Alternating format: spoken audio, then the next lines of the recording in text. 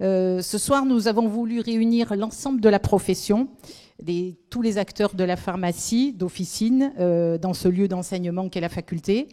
Je remercie d'ailleurs Madame le doyen Françoise Digna-Georges de nous avoir permis de faire cette réunion et les échanges qui vont aller avec.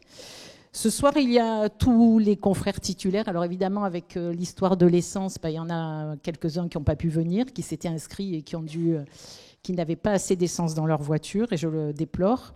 Ce soir, il y a aussi les équipes officinales, c'est un réel plaisir. Il y a les préparateurs, les adjoints, et donc nos futurs confrères. Ce soir, il y a aussi les partenaires de la pharmacie, les grossistes répartiteurs, OCP, Phoenix, CERP, Alliance, les sociétés informatiques. Alors, je ne sais pas s'ils sont tous là, mais qui m'ont répondu présent, Winpharma, Smarterix, Pharmagest, et les différents laboratoires, Viatris, Sanofi, Zentiva, Sandoz et Moderna. Ce soir, il y a les étudiants, il y a leurs représentants ANEPF avec Emma, leurs représentants AE2P avec Fabien. Il y a aussi l'ordre des pharmaciens, Stéphane. Enfin, il doit être caché quelque part, mais pas très loin. Ah, mais il est là, excuse-moi, tu vois. Pour une fois, d'habitude, tu es derrière. Voilà, non, je ne te voyais pas. Laurent Payard de l'ARS, je te remercie d'être venu. Il y a aussi l'URPS, Félicia, merci. Et tous ces acteurs ont leur importance parce que nous sommes en train de vivre une profession, enfin notre profession évolue, et tous ces acteurs ont leur importance parce que nous ne pouvons pas, nous seuls pharmaciens titulaires, jouer cette évolution tout seuls. Donc on a besoin de vous tous. On a besoin de la faculté pour former beaucoup de jeunes pharmaciens et pour former même des préparateurs, puisque maintenant ils sont inclus, et les former tout ça aux nouvelles missions. On a besoin des grossistes pour assurer les livraisons dans toutes les pharmacies de France et de Navarre et accompagner les jeunes dans leurs installations, leurs futures installations. On a besoin des sociétés informatiques pour développer nos matériels informatiques, enfin nos programmes informatiques, en particulier le Ségur du numérique, mais aussi pour qu'ils intègrent ces nouvelles missions et qu'on puisse se servir, avoir un matériel probant pour pouvoir les faire. On a besoin de nos instances aussi pour nous accompagner et on a besoin de nos collaborateurs, étudiants, pharmaciens, préparateurs, pour qu'ils participent à ces nouvelles missions. Alors oui, nous avons su montrer notre rôle indispensable pendant cette crise Covid. Je pense que nos patients nous ont largement remerciés, mais eux, ils savaient qu'on était ouvert 24/24, 7 jours sur 7, et ils avaient l'habitude de venir pousser la porte de nos officines. Par contre, ce qu'on a étonné, ce sont nos politiques. Toutes les réunions qu'on a faites, on a été vraiment surpris. Et les politiques, ils nous ont découverts. Alors maintenant, on ne va pas se faire oublier, on va continuer. On ne va pas les décevoir, mais on va continuer à leur dire qu'on est là et qu'on peut faire encore d'autres choses à condition qu'on nous donne une bonne rémunération, qu'on a derrière nous des équipes adjoints, pharmaciens, préparateurs qui sont là aussi pour faire d'autres choses à condition qu'il y ait une bonne rémunération, enfin une rémunération juste, je vais dire, bonne. Voilà, mais pour avancer, la pharmacie d'officine a besoin donc de vous tous. Et je vais finir là-dessus pour en parler avec l'AE2P de l'association des étudiants de la faculté. Ils vont organiser une journée de l'officine. La date est déjà prévue, le mercredi 8 février 2023. Cette journée de l'officine, elle est faite pour réunir justement les étudiants, les pharmaciens titulaires, les adjoints, les futurs, j'allais dire, ceux qui ont envie de faire la pharmacie ou ceux qui se posent des questions. Pourquoi l'officine ou pourquoi autre chose, enfin pourquoi l'industrie ou pourquoi... Cette journée de l'officine, elle est vraiment faite pour une rencontre. Elle est faite pour que nous puissions débattre tous ensemble. Il y aura des grossistes répartiteurs, il y aura différents acteurs que je vous disais qui sont indispensables pour l'officine, et je vous y attends nombreux. Nous allons organiser ça, enfin la E2P est en train de l'organiser, mais nous soutiendrons cette journée pour que ce soit une journée d'échange utile pour tout le monde. Voilà. En attendant, je vais me taire, je vais laisser la place à Philippe Bessé, le président de la FSPF, qui est donc une fédération, et je vais lui laisser vous présenter cette nouvelle convention. Merci. Merci Valérie. Merci beaucoup pour ces mots, Valérie. Merci pour ton engagement. Merci à toutes et tous d'être ici. Alors, effectivement, on est dans ce tour de France de déploiement de la Convention nationale pharmaceutique, l'étape de Marseille, la première étape, la plus importante par son focus, puisque la vaccination, j'ai eu l'occasion de le dire, c'est le cœur du réacteur de cette convention. Et je tenais à démarrer par ce thème et à démarrer à Marseille, parce que nous avons démarré la semaine prochaine avec le directeur de l'assurance maladie, la semaine dernière avec le directeur de l'assurance maladie dans notre amphithéâtre à Paris pour dresser l'ensemble du bilan de la Convention. C'est ce que va faire Alexandra Garner tout à l'heure. Elle va vous dire en 20 minutes l'ensemble du paysage de la Convention. Vous verrez que les thèmes sont extrêmement nombreux. Et ensuite, dans chaque fac, on va faire un focus sur l'un des thèmes de la Convention. Aujourd'hui donc, la vaccination avec le professeur Brocchi, éminent infectiologue marseillais. J'ai pensé qu'il vous fallait un Marseillais pour vous parler, sinon vous n'alliez pas comprendre le dialogue parisien. Donc c'est un Marseillais qui va parler aux Marseillais. Et donc vous pourrez ensuite nous poser toutes les questions que vous voulez. Sachez que pour faire cette convention, nous avons à la Fédération produit un e-book qui est disponible donc sur notre site internet, qui reprend en fait tous les thèmes dont Alexandra va vous parler aujourd'hui, que vous pourrez approfondir pour la mise en œuvre en officine, avec quelques dates repères qu'il faut avoir en tête. Nous avons donc négocié pendant 6 mois cette convention en fin de l'année dernière jusqu'au jusqu'à mars de cette année. Nous l'avons signée juste avant l'élection présidentielle, dans un calendrier assez contraint. Elle a été publiée au journal officiel le 6 mai 2022. Et je ne vais pas vous faire long, mais il y a un système de respect de l'objectif national de dépenses d'assurance maladie qui fait que les dispositifs ne s'appliquent que 6 mois plus tard, c'est-à-dire le 7 novembre. Et donc, la date de départ de cette convention, c'est le 7 novembre, pour un certain nombre de choses importantes, notamment l'administration des vaccins, dont on va vous parler aujourd'hui. Il y a également, et vous savez, c'est la France, pas mal de textes réglementaires et législatifs à bouger pour cette convention, pour qu'elle puisse prendre ses effets. Nous sommes allés avec l'assurance maladie au-delà de ce que nous permettait la loi. Et donc, dans la loi de finances sécurité sociale qui est en train d'être examinée par le Parlement, il y a pas mal de textes qui vont nous permettre les actes conventionnels. Par exemple, la prescription du vaccin, j'y reviendrai tout à l'heure, ne sera possible qu'à partir du 1er janvier. Et donc, ça c'est en introduction, mais je vous raconterai tout ça tout à l'heure. Je ne peux pas faire une soirée entre confrères sans vous parler de cette loi de finances sécurité sociale sur son aspect économique. Nous avons beaucoup de choses très intéressantes dans la pharmacie, dans cette loi de finances, mais nous avons une mesure contre laquelle nous nous battons de toutes nos forces parce qu'elle remet en cause le modèle économique de l'officine et c'est le référencement pour les médicaments génériques.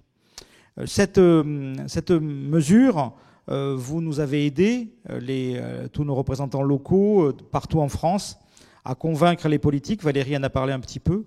Il y a plus de 100 députés qui ont déposé un amendement de suppression de cette mesure, de tous les bords et de tous les camps politiques. Et le ministre s'est déjà exprimé la semaine dernière en faisant un premier pas de retrait. Vous avez reçu ma communication, ce premier pas de retrait est insuffisant. Nous demandons le retrait total de cette mesure. Le texte va être examiné demain ou après-demain ou plus tard. Donc jeudi, vous aurez des nouvelles de la fédération. Je vais convoquer, et elle ne le sait pas encore, mais je vais convoquer Valérie en conseil d'administration extraordinaire jeudi matin pour voir quel est l'état du texte sur ce point-là. Mais on peut faire plusieurs choses en même temps. On peut être dans l'action potentiellement contre des mesures négatives pour notre profession et on peut être dans le déploiement de mesures positives pour notre profession. C'est ce que nous allons faire aujourd'hui. Donc, je vais sans plus attendre appeler Alexandra. Alors, sans plus attendre, non, elle a le temps de s'installer, puisque nous ne pourrions pas, évidemment, construire ce Tour de France sans nos partenaires. Donc, nous avons 2 minutes pour écouter les partenaires qui nous aident à faire ce Tour de France. Et Alexandra, tu peux prendre ta place pendant ce temps-là.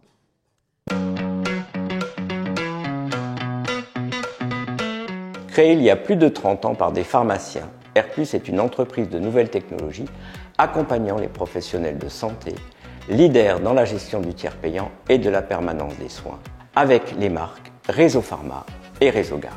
L'ensemble des collaborateurs Airplus est heureux de vous accompagner dans ce Tour de France de présentation de la nouvelle convention pharmaceutique. Au sein de Airplus, nous nous efforçons chaque jour de simplifier et faciliter l'activité de nos clients pour que ceux-ci optimisent leur temps disponible pour les patients et leur rentabilité. Airplus propose à ceux d'entre vous qui n'utilisent pas le service rapprochement bancaire Réseau Banque, qui permet, grâce à une interface optimisée et un algorithme intelligent, de suivre facilement et rapidement les impayés de tiers payants, de le tester sans engagement et gratuitement 4 mois. Contactez-nous avec le code Tour de France. Je passe la parole à Paul-Henri. Merci Philippe et bonjour à toutes et à tous. PMED est une initiative portée dès son origine par Airplus, la fédération et 7 syndicats de professionnels de santé. Notre vocation est de simplifier l'encaissement et le recouvrement du chiffre d'affaires des professionnels de santé et des officines en particulier. Dans un contexte où vos missions s'élargissent, où le recrutement de nouveaux collaborateurs se complexifie, l'externalisation des tâches administratives chronophages et la gestion du tiers payant en est une, vous permet de concentrer vos ressources au comptoir. Aussi, nous avons co-construit avec Réseau Pharma, Airplus, une offre complète de services pour déléguer de A à Z, selon vos besoins, la gestion de votre tiers payant. Vous pouvez les souscrire dans des conditions préférentielles, pouvant aller jusqu'à 50% de remise pendant toute la durée du Tour de France. N'hésitez pas à nous contacter sur paymed.pro avec le code Tour de France et bons travaux à toutes et à tous.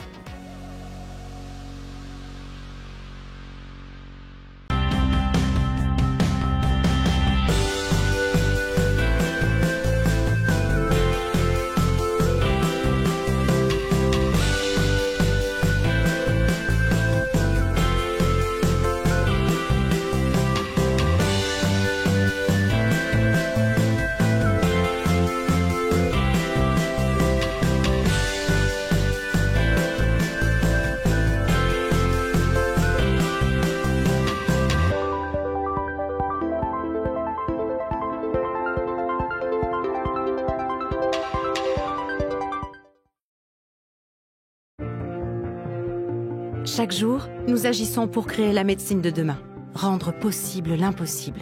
C'est notre volonté de poursuivre les miracles de la science qui nous rassemblent. Pour relever ce défi immense, nous avons un atout unique en France, l'alliance de notre capacité d'innovation et de notre force industrielle. Nous avons entre nos mains cette chance, améliorer la vie des gens. Quels que soient nos métiers, quelles que soient nos compétences et nos différences, nous sommes engagés aux côtés des Français. Science, excellence, France, faire rimer ces mots, c'est notre engagement. À nous, les femmes et les hommes de Sanofi en France.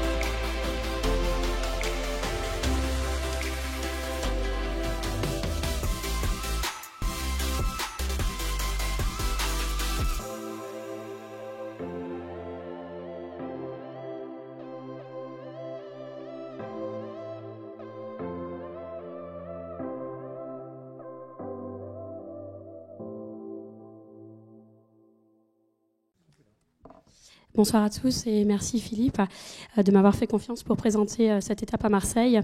Donc je me présente, je suis Alexandra Gartner. Alors j'ai pas la chance de venir de Marseille, moi je suis alsacienne et donc j'exerce en Alsace à Bofsheim. Je suis rentrée au bureau national de la fédération au mois de mars et je suis en charge des programmes de formation, du coup, au sein du bureau national. Ma mission ce soir, c'est donc de vous présenter la convention. Et comme l'a dit Philippe, c'est une convention qui a été négociée pendant 6 mois et 180 pages qu'il va falloir que je vous résume en 20 minutes. J'avais 22 minutes au programme, j'essayerai de faire 20 du coup. Donc la nouvelle convention est entrée en vigueur le 7 mai dernier. Et comme vous le voyez sur cette diapositive, on a toute une série de rôles qui sont renforcés. Donc renforcement du rôle du pharmacien, la vaccination, l'entretien de la femme enceinte, le Ségur, le numérique et l'exercice coordonné. On va reprendre donc toutes ces thématiques au courant de mon intervention. Et cette nouvelle convention, comme vous voyez, il y a beaucoup de thématiques. Donc c'est vraiment la raison d'être de ce Tour de France pour que justement les pharmaciens puissent s'approprier leur nouvelle mission et approfondir le sujet. Et donc l'étape ce soir, ce sera la vaccination qui sera approfondie. Donc je laisserai Philippe en reparler ensuite. Je commencerai du coup par reprendre les propos d'Olivier Véran, alors ministre de la Santé, qui avait écrit à la profession une fois la signature de ce texte réalisé, où il disait que la nouvelle convention pharmaceutique fait du pharmacien de ville un acteur essentiel des programmes nationaux de dépistage et de vaccination. Du coup, si vous voulez être un petit peu provocateur, on pourrait dire que la convention, c'est pas qu'une convention économique. Et si on reprend un petit peu le déroulé des différentes conventions qu'on a eues, on a eu une première convention qui était vraiment une convention du tiers payant. On a eu ensuite une seconde convention qui était vraiment la transformation économique, donc avec notre marge qui a été transformée en honoraires. Et on a vu arriver les premières missions des pharmaciens. Et la convention actuelle, c'est vraiment une convention métier qui va replacer le pharmacien au cœur du système de soins et du parcours de soins de nos patients. Donc on va commencer par un petit point qui me tient à cœur parce qu'on en fait beaucoup à l'officine, les accompagnements des patients au sein de l'officine. Donc tout d'abord, vous vous souvenez, on a vu apparaître ces entretiens d'abord pour les patients sous AVK, puis sous anticoagulants oraux directs, et ensuite les patients asthmatiques en même temps. Sont apparus ensuite les bilans de médication et les entretiens pour les patients sous chimiothérapie orale. Et donc, dans cette nouvelle convention, il a été acté qu'on pouvait faire des bilans partagés de médication avec les patients qui résident en EHPAD. Et donc, la convention va acter justement les modalités de ces bilans partagés de médication pour les patients en EHPAD. Au niveau des accompagnements, vous avez un nouvel accompagnement qui est apparu avec la convention et qui entrera en vigueur le mois prochain, donc le 7 novembre. C'est l'entretien femme enceinte. Donc l'entretien femme enceinte, il vient s'ajouter donc au bilan, à tous les entretiens qu'on avait au préalable. Et donc le but, c'est vraiment de sensibiliser les femmes enceintes à la prise de médicaments pendant la grossesse, qui pourraient être notamment tératogènes ou phytotoxiques. Et dans ces entretiens, on va en profiter pour reparler, les sensibiliser à la vaccination notamment. Cet entretien, contrairement aux entretiens que j'ai présentés juste avant, ce sont des entretiens courts avec une rémunération de 5 € et ils pourront être faits au comptoir et pas nécessairement dans un espace de confidentialité. Et donc, ils pourront être proposés à la femme enceinte, quel que soit le moment en fait, de la grossesse. Ensuite, un point sur l'amélioration de l'accès aux soins. C'est dans ce volet-là de la convention qu'on va retrouver notamment toute la partie sur la téléconsultation, où le pharmacien pourra assister le patient pour la réalisation de certains actes de téléconsultation. Donc, d'un point de vue organisationnel, à la pharmacie, vous devrez disposer donc d'un local fermé et des équipements nécessaires, avec notamment donc stéthoscope, otoscope connecté, oxymètre et tensiomètre. Je ne rentre pas dans le détail des rémunérations de la convention, mais vous les avez dans le e-book qui a été fait par la fédération. D'ailleurs, je félicite le travail colossal qui a été réalisé et très rapidement pour les pharmaciens. Et dans ce point sur la téléconsultation, il faudra vraiment être attentif au fait que les pharmaciens, on souhaite être on est des acteurs de proximité. Et donc, parfois, la téléconsultation, ça peut nous éloigner de nos prescripteurs habituels. Et donc, il faudra bien faire attention à ces points-là lors de la mise en place des téléconsultations. Ensuite, un nouveau dispositif qui apparaît dans cette convention, c'est la notion de pharmacien correspondant. Donc le pharmacien correspondant, on en parle depuis de nombreuses années. Et donc, lorsque le patient aura désigné son pharmacien correspondant, le pharmacien va pouvoir être habilité à notamment renouveler certains traitements chroniques, réaliser des adaptations de posologie.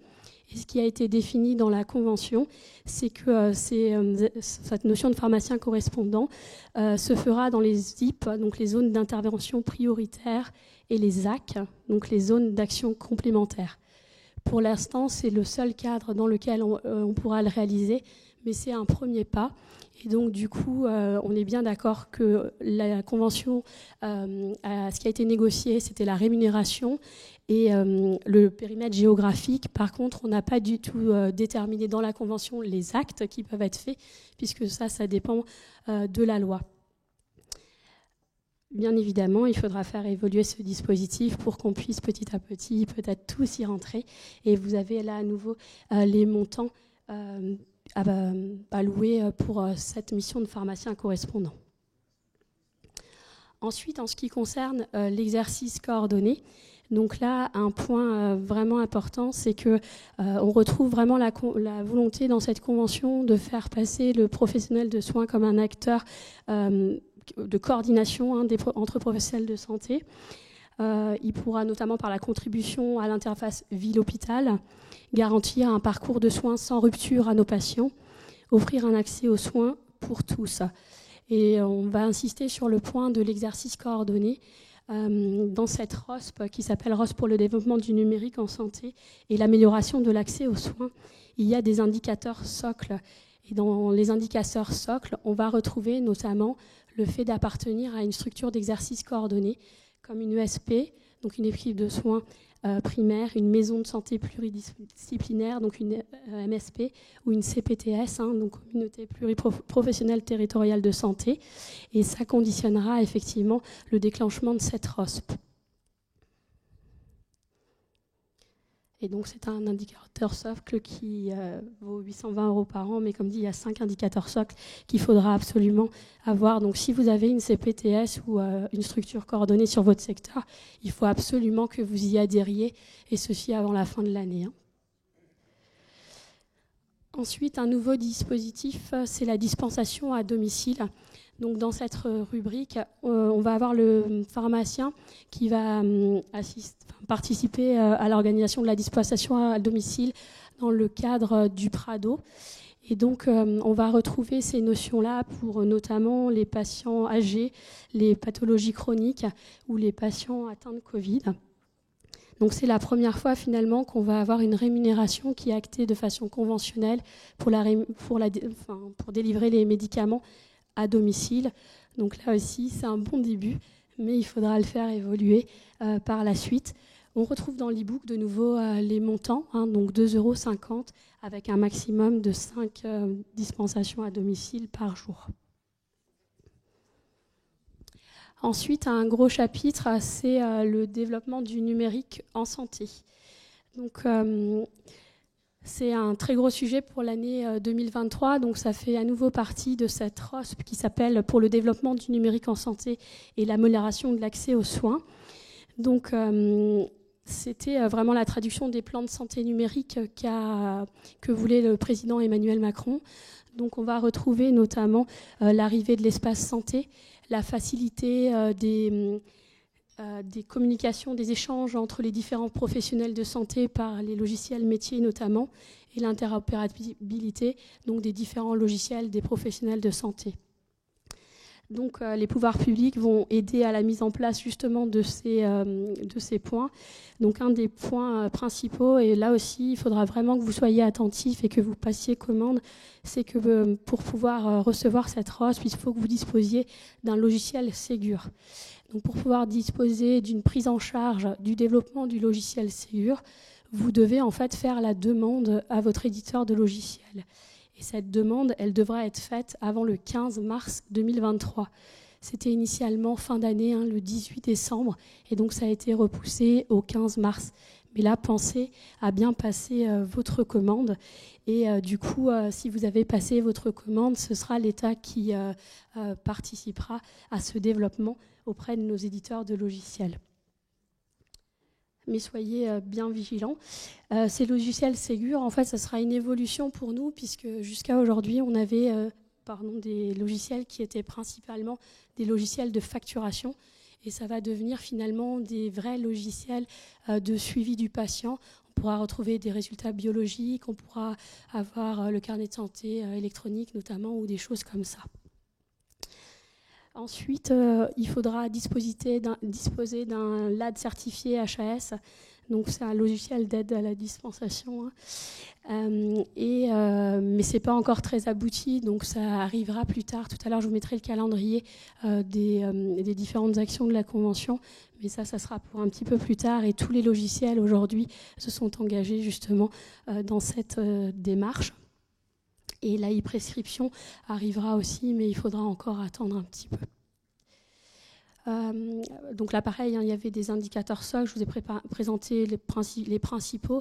Après, il y a d'autres choses dans cette ROS qu'on connaissait déjà, puisque c'est un dispositif qui est actualisé, avec notamment le système d'actualisation de la carte vitale, l'utilisation de l'application carte vitale, donc l'environnement numérique de santé, et les messageries de santé sécurisées. Ensuite, un point sur le bon usage des produits de santé qu'on retrouve dans cette convention.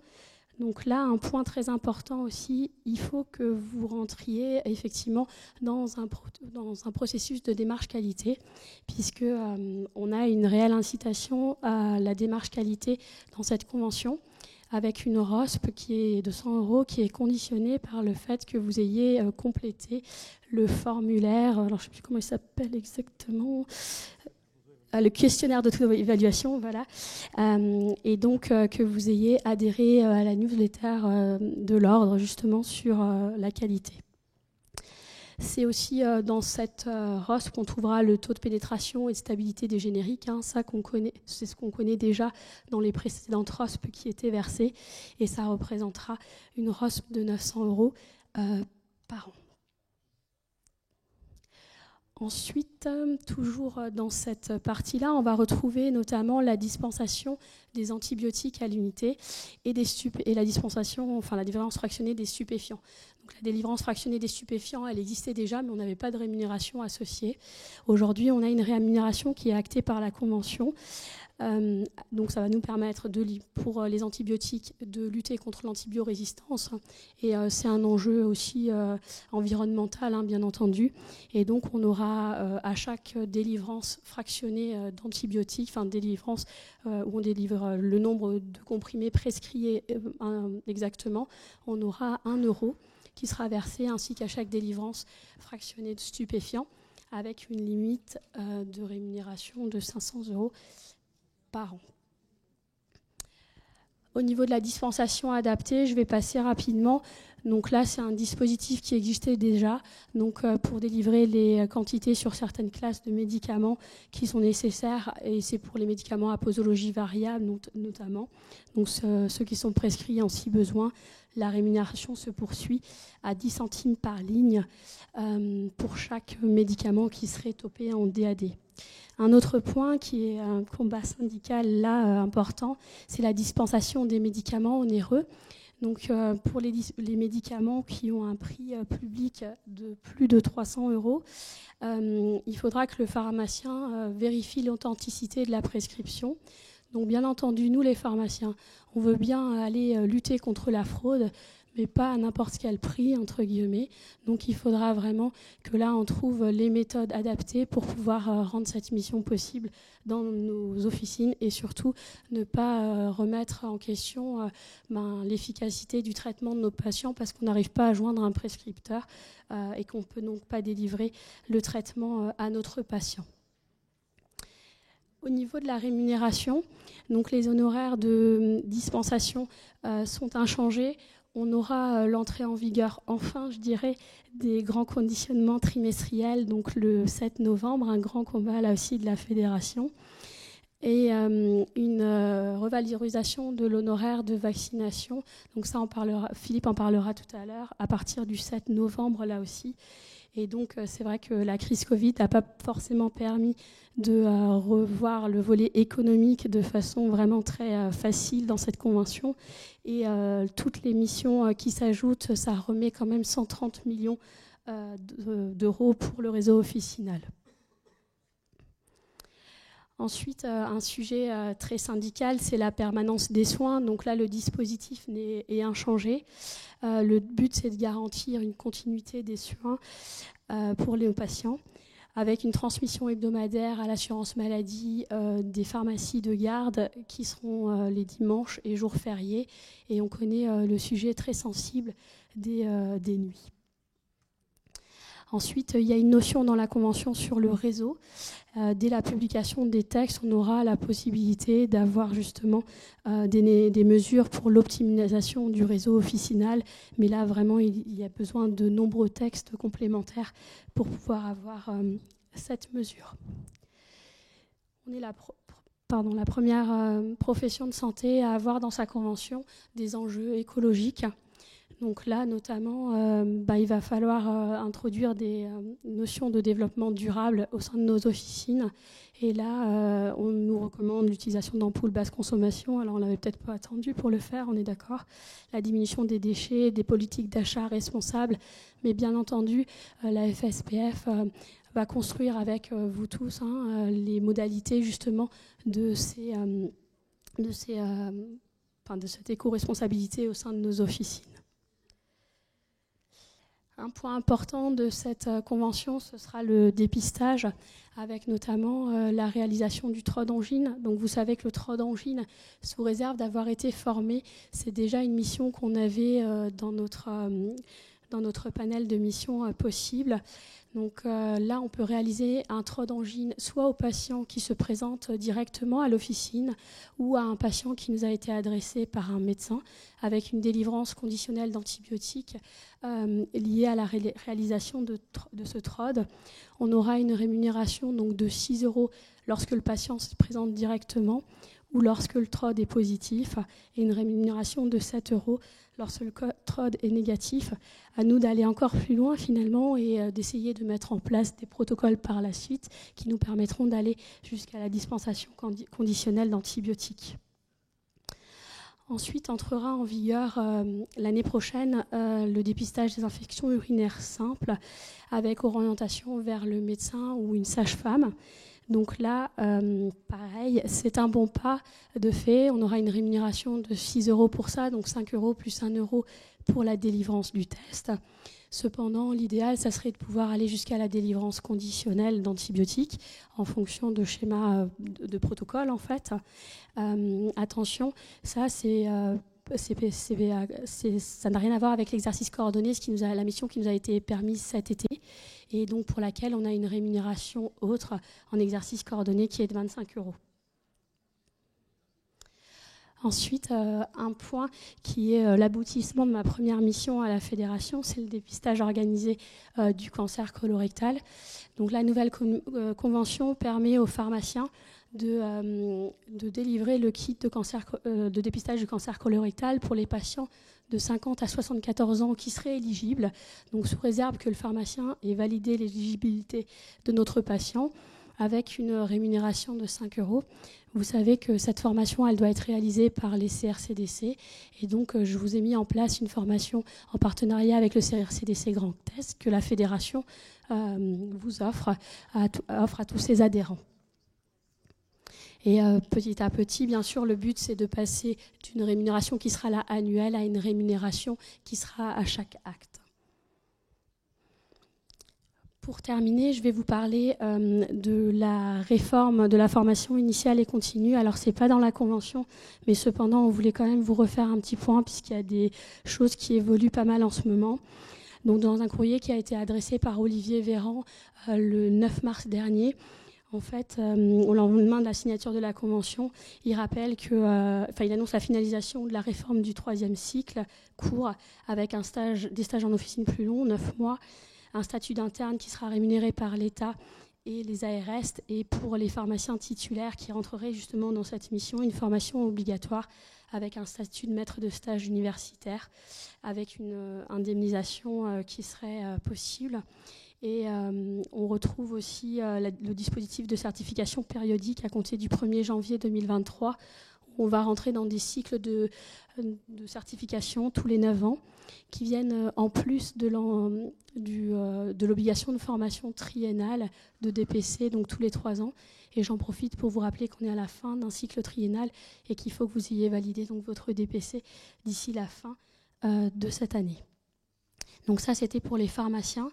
Pour les préparateurs, on est rentré dans une nouvelle ère, entre guillemets, avec l'universitarisation du diplôme, avec donc le DUS, diplôme d'études universitaires scientifiques et techniques, qui est déployé, je pense, partout maintenant en France depuis cette année, avec justement une possibilité de 3e année avec un niveau de pratique avancé et donc l'aboutissement à un niveau licence de nos préparateurs.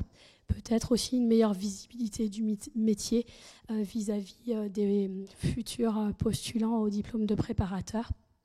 Et la possibilité donc des CQP qui existent déjà, il y en a plusieurs, et du CQP à venir, notamment celui sur la dispensation du matériel médical à l'officine.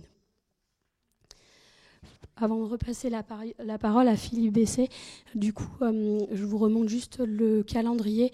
Donc, vous avez toute une série de mesures qui sont déjà actées ou qui sont déjà en vigueur, qui étaient déjà en vigueur et qui se poursuivent, ainsi que des nouvelles mesures que vous retrouvez ici.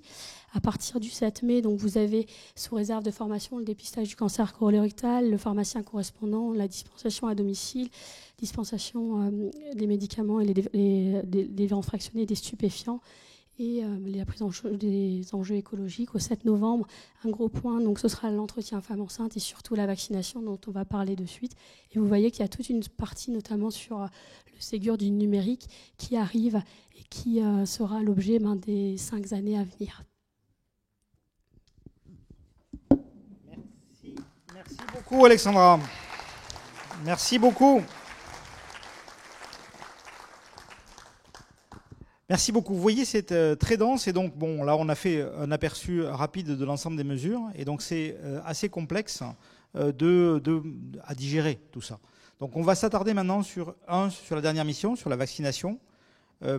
Tout ce que nous ferons en focus est disponible en replay. Donc, la première séance à Paris, elle est déjà disponible en replay.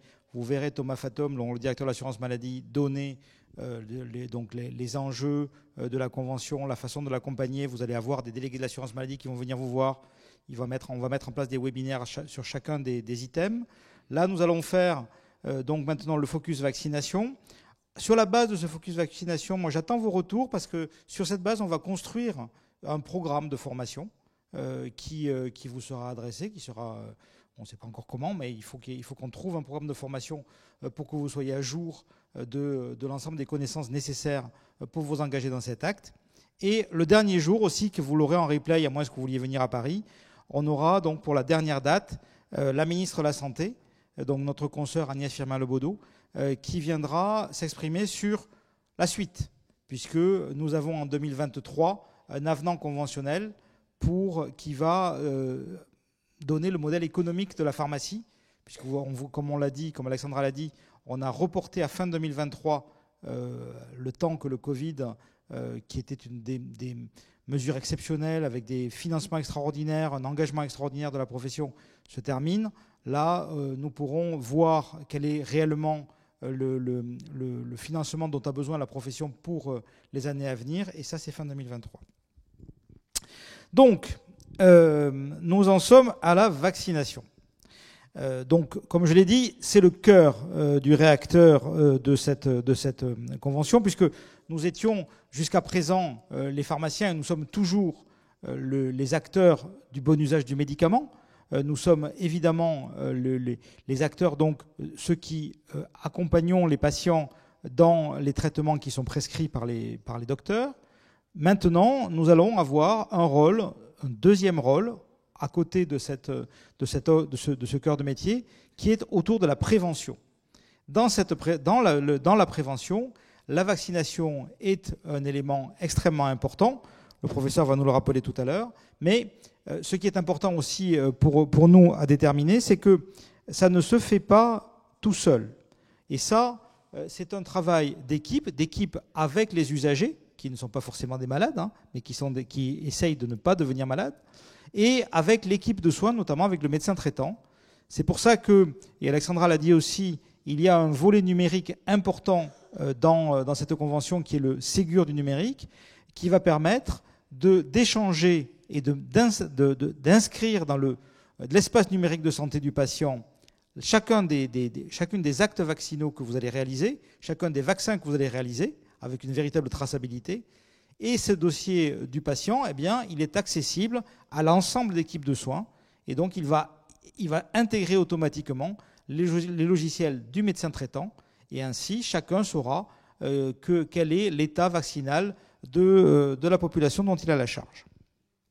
Donc, c'est quelque chose qui, évidemment, est attendu par tous pour simplifier l'acte, parce que, évidemment, j'ai le coutume à dire que la vaccination, en réalité, c'est 3 actes actuellement, saucissonnés. Le premier acte, c'est déterminer l'éligibilité et donc faire la prescription du vaccin. Ça, c'était traditionnellement le rôle du médecin, et donc ça va également devenir le nôtre, un acte partagé à partir du 1er janvier. D'accord ? À partir du 1er janvier, vous aurez le droit de prescrire le vaccin. C'est la première partie de l'acte.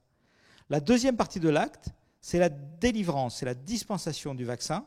Ça, c'est pour l'instant un acte réservé aux pharmaciens. Ce le sera toujours, mais peut-être un jour ferons-nous de la délivrance à usage professionnel, comme on le fait déjà pour le Covid, par exemple, où les médecins viennent nous chercher un certain nombre de vaccins pour ensuite vacciner. Donc, pour l'instant, ce deuxième acte, en tout cas, ce sera toujours le pharmacien. Peut-être le donnerons-nous en délivrance à usage professionnel un jour.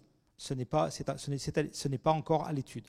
Le troisième acte, c'est l'administration du vaccin, c'est-à-dire l'injection et la complétude du dossier patient, c'est-à-dire l'inscription au dossier du calendrier vaccinal, de telle façon à ce que la traçabilité soit réalisée et que le patient, l'usager, je m'en veux avec mon patient, c'est pas forcément un malade, donc c'est l'usager et l'équipe de soins puissent savoir où il en est.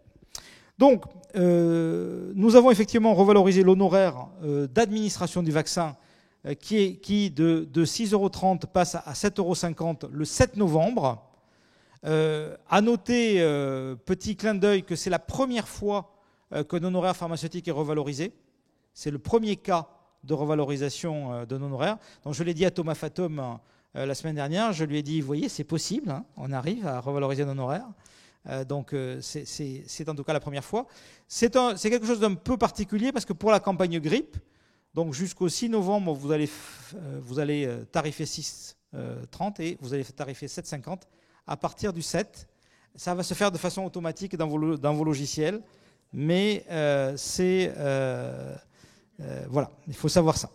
Donc à partir du 18 octobre au 6 novembre, c'est 6,30 et à partir du 7 novembre, c'est 7,50. Voilà. On attend donc bien sûr les textes de loi et la loi de finances de sécurité sociale pour la prescription. Et à partir de janvier, vous aurez donc un acte qui sera coté 9,60, qui correspond à prescription et administration du vaccin en même temps.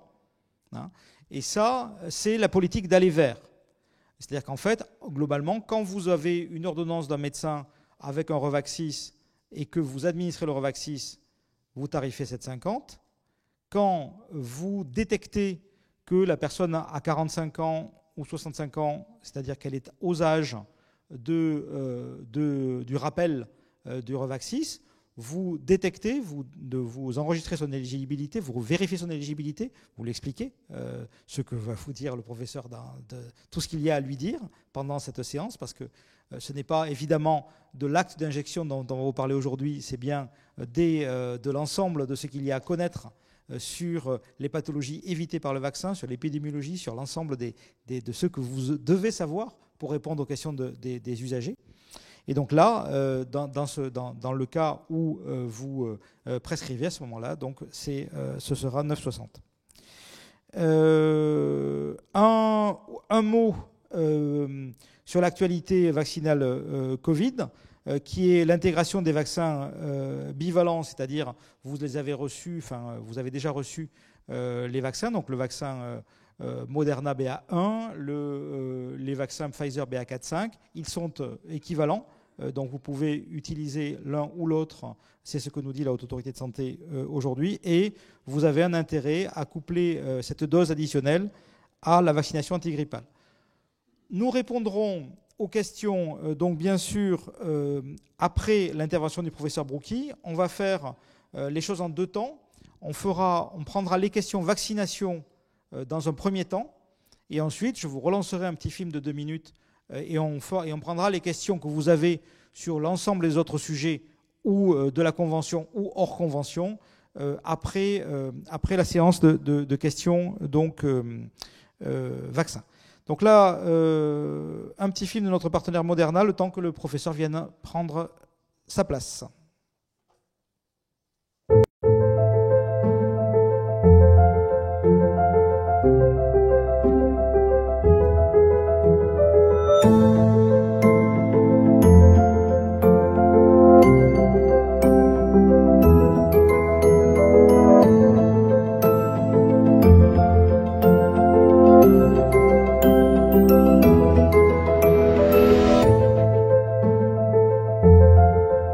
La meilleure défense contre les maladies est depuis toujours présente en chacun de nous.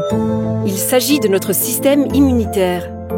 Et aujourd'hui, après une décennie de recherche, Moderna présente sa technologie basée sur l'ARN messager, qui permet d'améliorer la capacité du système immunitaire à combattre les maladies de manière innovante, aidant ainsi notre système immunitaire à nous défendre. Notre technologie d'ARN messager a le pouvoir de changer la façon dont nous prévenons et soignons les maladies virales, le cancer et les maladies rares d'une manière encore inimaginable il y a peu de temps. Cette véritable innovation est déjà une réalité et elle s'apprête à révolutionner la médecine telle que nous la connaissons. Vaccine Expert Officine, plateforme d'information scientifique et médicale pour votre pratique en officine. Un accès aux articles scientifiques issus des plus grandes revues à comité de lecture, disponible en Advanced Online Publication associé à des brèves en français. Une plateforme dédiée aux pharmaciens avec un accès 100% gratuit. Une newsletter envoyée plusieurs fois par mois avec les dernières publications sur la vaccination. Un comité scientifique reconnu qui aborde les thématiques d'actualité sur la vaccination et la pratique officinale au travers de points d'experts vidéo et d'éditoriaux. Également des sections utiles telles que l'officine en pratique, l'officine à l'international, la vaccination adulte et pédiatrique, une bibliographie et un outil de recherche. Accédez au formulaire d'inscription, remplissez vos informations personnelles et professionnelles. Vous êtes inscrit. Vaccine Expert Officine, avec le soutien institutionnel de Sanofi Pasteur.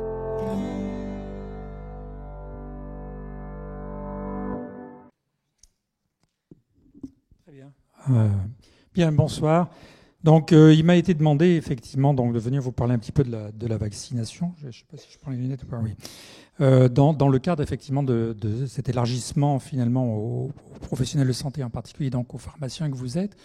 D'abord une petite réaction. Je pense que c'est très bien en fait. C'est très très bien. On a des besoins effectivement en couverture vaccinale. Je vais vous montrer lesquels plus particulièrement. On fera d'ailleurs un focus sur ces besoins pour pouvoir arriver à remonter la couverture vaccinale de façon à atteindre les objectifs qui sont de limiter un certain nombre de maladies. Et donc je pense que c'est très bien que l'on propose aux pharmaciens, dans le cadre des relations de confiance qu'ils ont avec leurs patients, qui bien souvent visitent plus souvent les pharmaciens d'officine que leurs médecins. Et donc c'est probablement une bonne idée que d'essayer de leur confier une partie de ce travail. Et puis vous savez qu'on ne trouve plus de médecins, alors tant qu'à faire, si la vaccination peut être faite par les pharmaciens, c'est une bonne chose. Voilà, alors d'abord je vais vous passer deux, trois diapos sur les vaccins dont vous êtes censé effectivement vous occuper. Alors vous avez vu, on vous a enlevé les nourrissons, c'est-à-dire jusqu'à 2 ans, ça c'est pas votre problème, ça reste le problème des pédiatres. Mais après les pédiatres, après 2 ans, ça devient le vôtre de problème.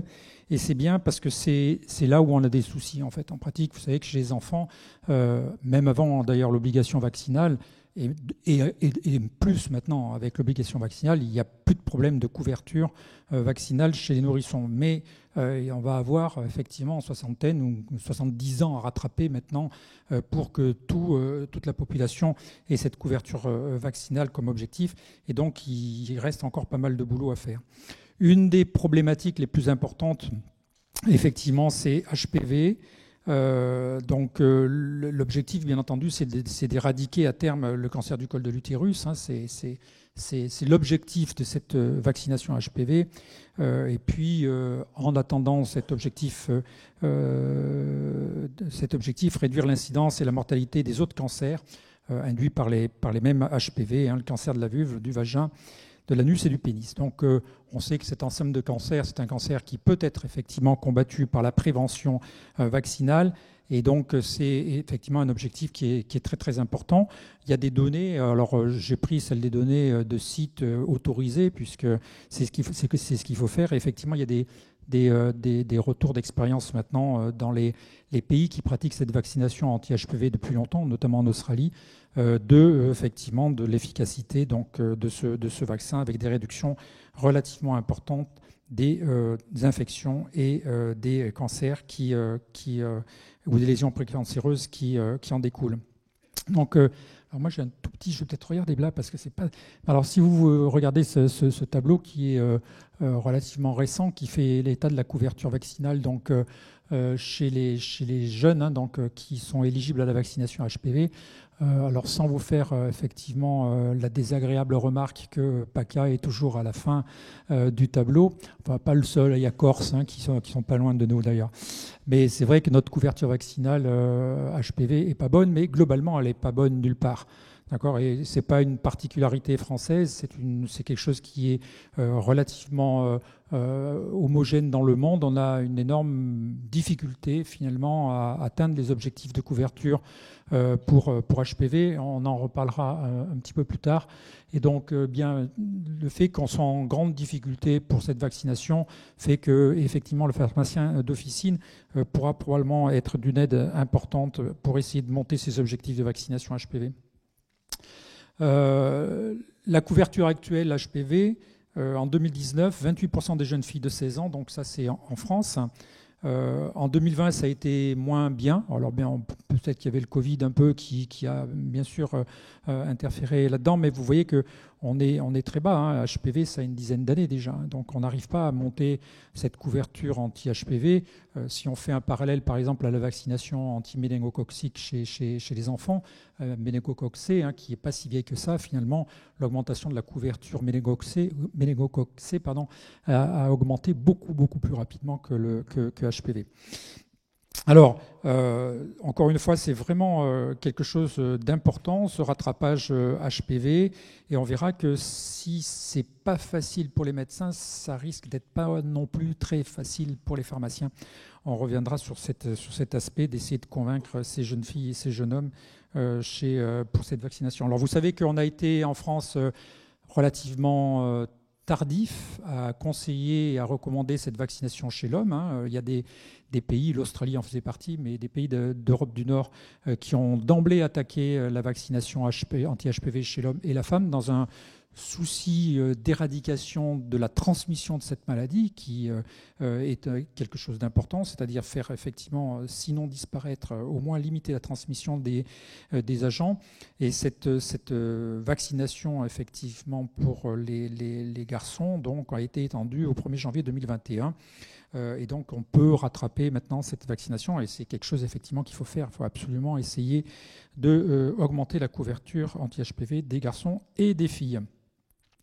Et puis une des choses sur lesquelles on va revenir, c'est que HPV, c'est essentiellement efficace si on arrive à faire des anticorps avant la contamination.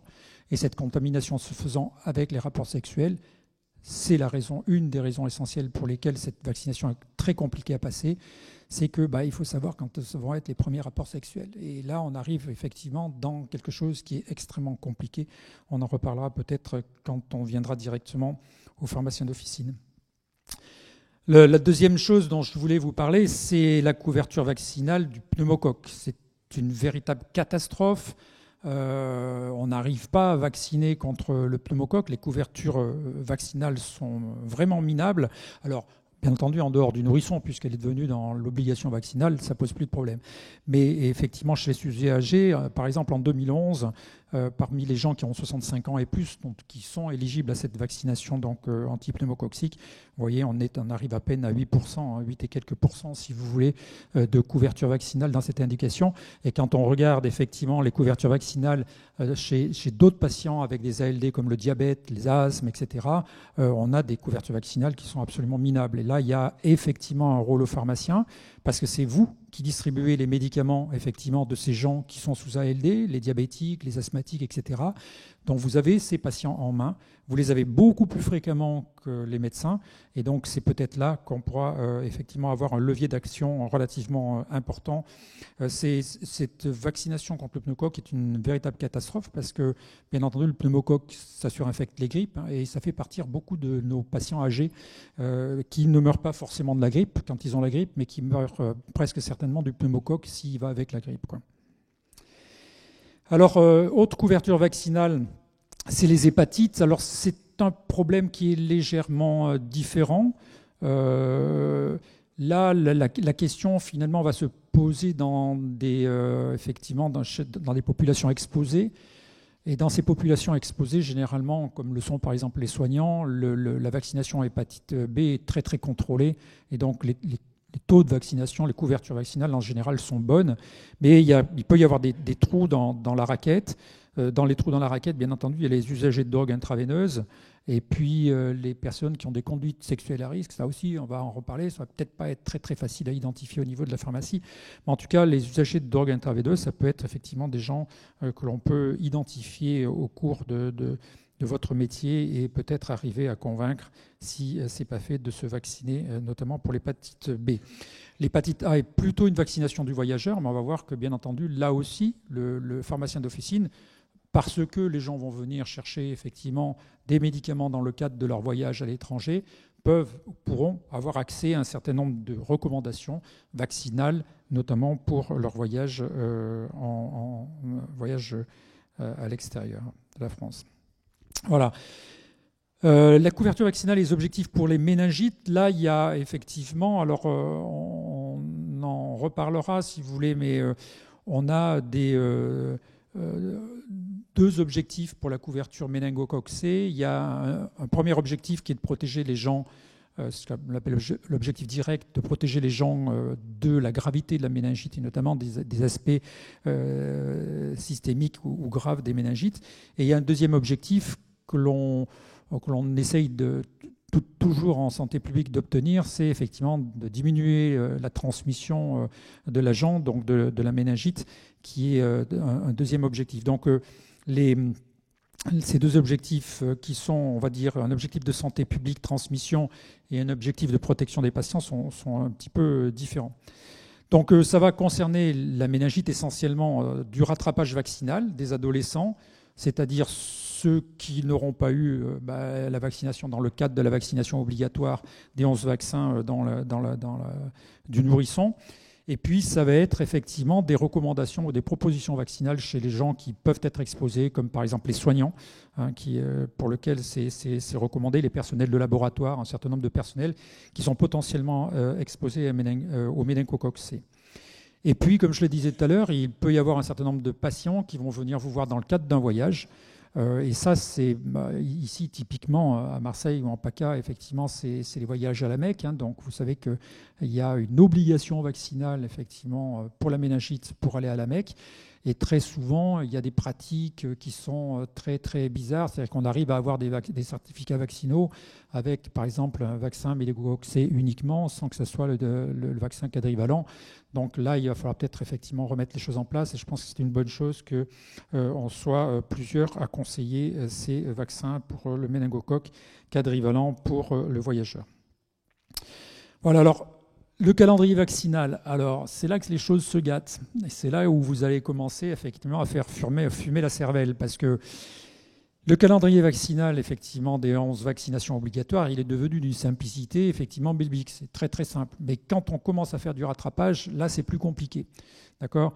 Donc, il y a 2 calendriers vaccinaux qui ont été faits. Un pour les tout jeunes, c'est-à-dire qui intéressent les 1 à 5 ans, c'est-à-dire vous, ça vous intéresse, c'est les plus de 2 ans. Donc, de rattrapage que vous voyez là, on va pas le détailler, mais ça va vous permettre de savoir quelles sont les personnes, effectivement, à qui il va falloir proposer un certain nombre de vaccinations. Et puis, vous avez un deuxième calendrier vaccinal qui est sur les plus âgés, donc les plus de 15 ans jusqu'aux plus de 16 ans, pour lequel, bien entendu, en fonction des années, les vaccins à proposer sont un petit peu différents. Alors, encore une fois, je ne vais pas vous les détailler, vous les digérerez tranquillement, mais ce qui fait que on revient à ce qui a été dit tout à l'heure, la vaccination, ce n'est pas l'acte vaccinal. La vaccination, c'est la vaccination, c'est-à-dire c'est l'acte vaccinal plus effectivement la prescription d'un vaccin dans le but effectivement de faire de la prévention en santé publique, de la prévention individuelle et de la prévention en termes de santé publique. Et donc ça va exiger de vous effectivement un certain niveau effectivement de connaissance pour pouvoir effectivement vacciner les gens. Donc c'est quelque chose qui est probablement assez frais, mais il va falloir effectivement travailler ça, peut-être choisir ce que vous voulez faire là-dedans, mais en tout cas, ça ne va pas être complètement tout à fait simple. Alors, la place de la vaccination en officine, je ne sais pas, il a complètement dérapé, mon diaporama, mais ce n'est pas grave, c'est un Mac, c'est pas ça. Bon, bref. Donc, il va falloir que vous trouviez la place là-dedans, d'accord, pour toutes ces vaccins. Alors, j'ai passé la rage, qui est quelque chose d'assez particulier, et c'est quelque chose qui est encore relativement peu fréquent. Donc, trouver sa place. Alors, effectivement, il y en a qui vont être faciles, finalement. C'est ce qu'on disait tout à l'heure, c'est-à-dire que les vaccins qui sont recommandés en relation avec des ALD, finalement, c'est ceux-là pour lesquels ça sera peut-être le plus facile.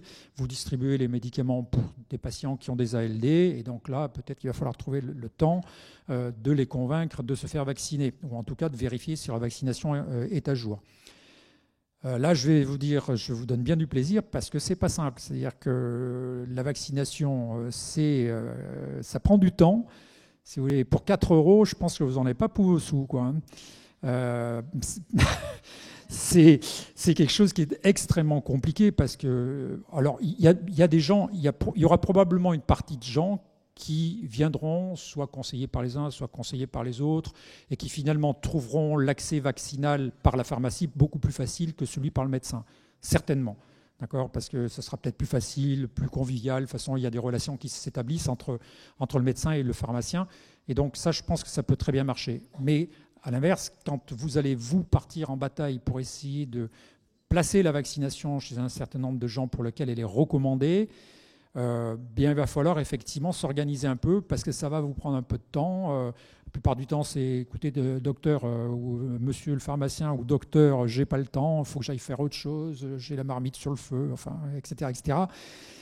Voilà, il va falloir trouver le temps. Je crois que vraiment la vaccination, c'est convaincre les gens à la vaccination, c'est un vrai discours. C'est un discours qu'il faut apprendre.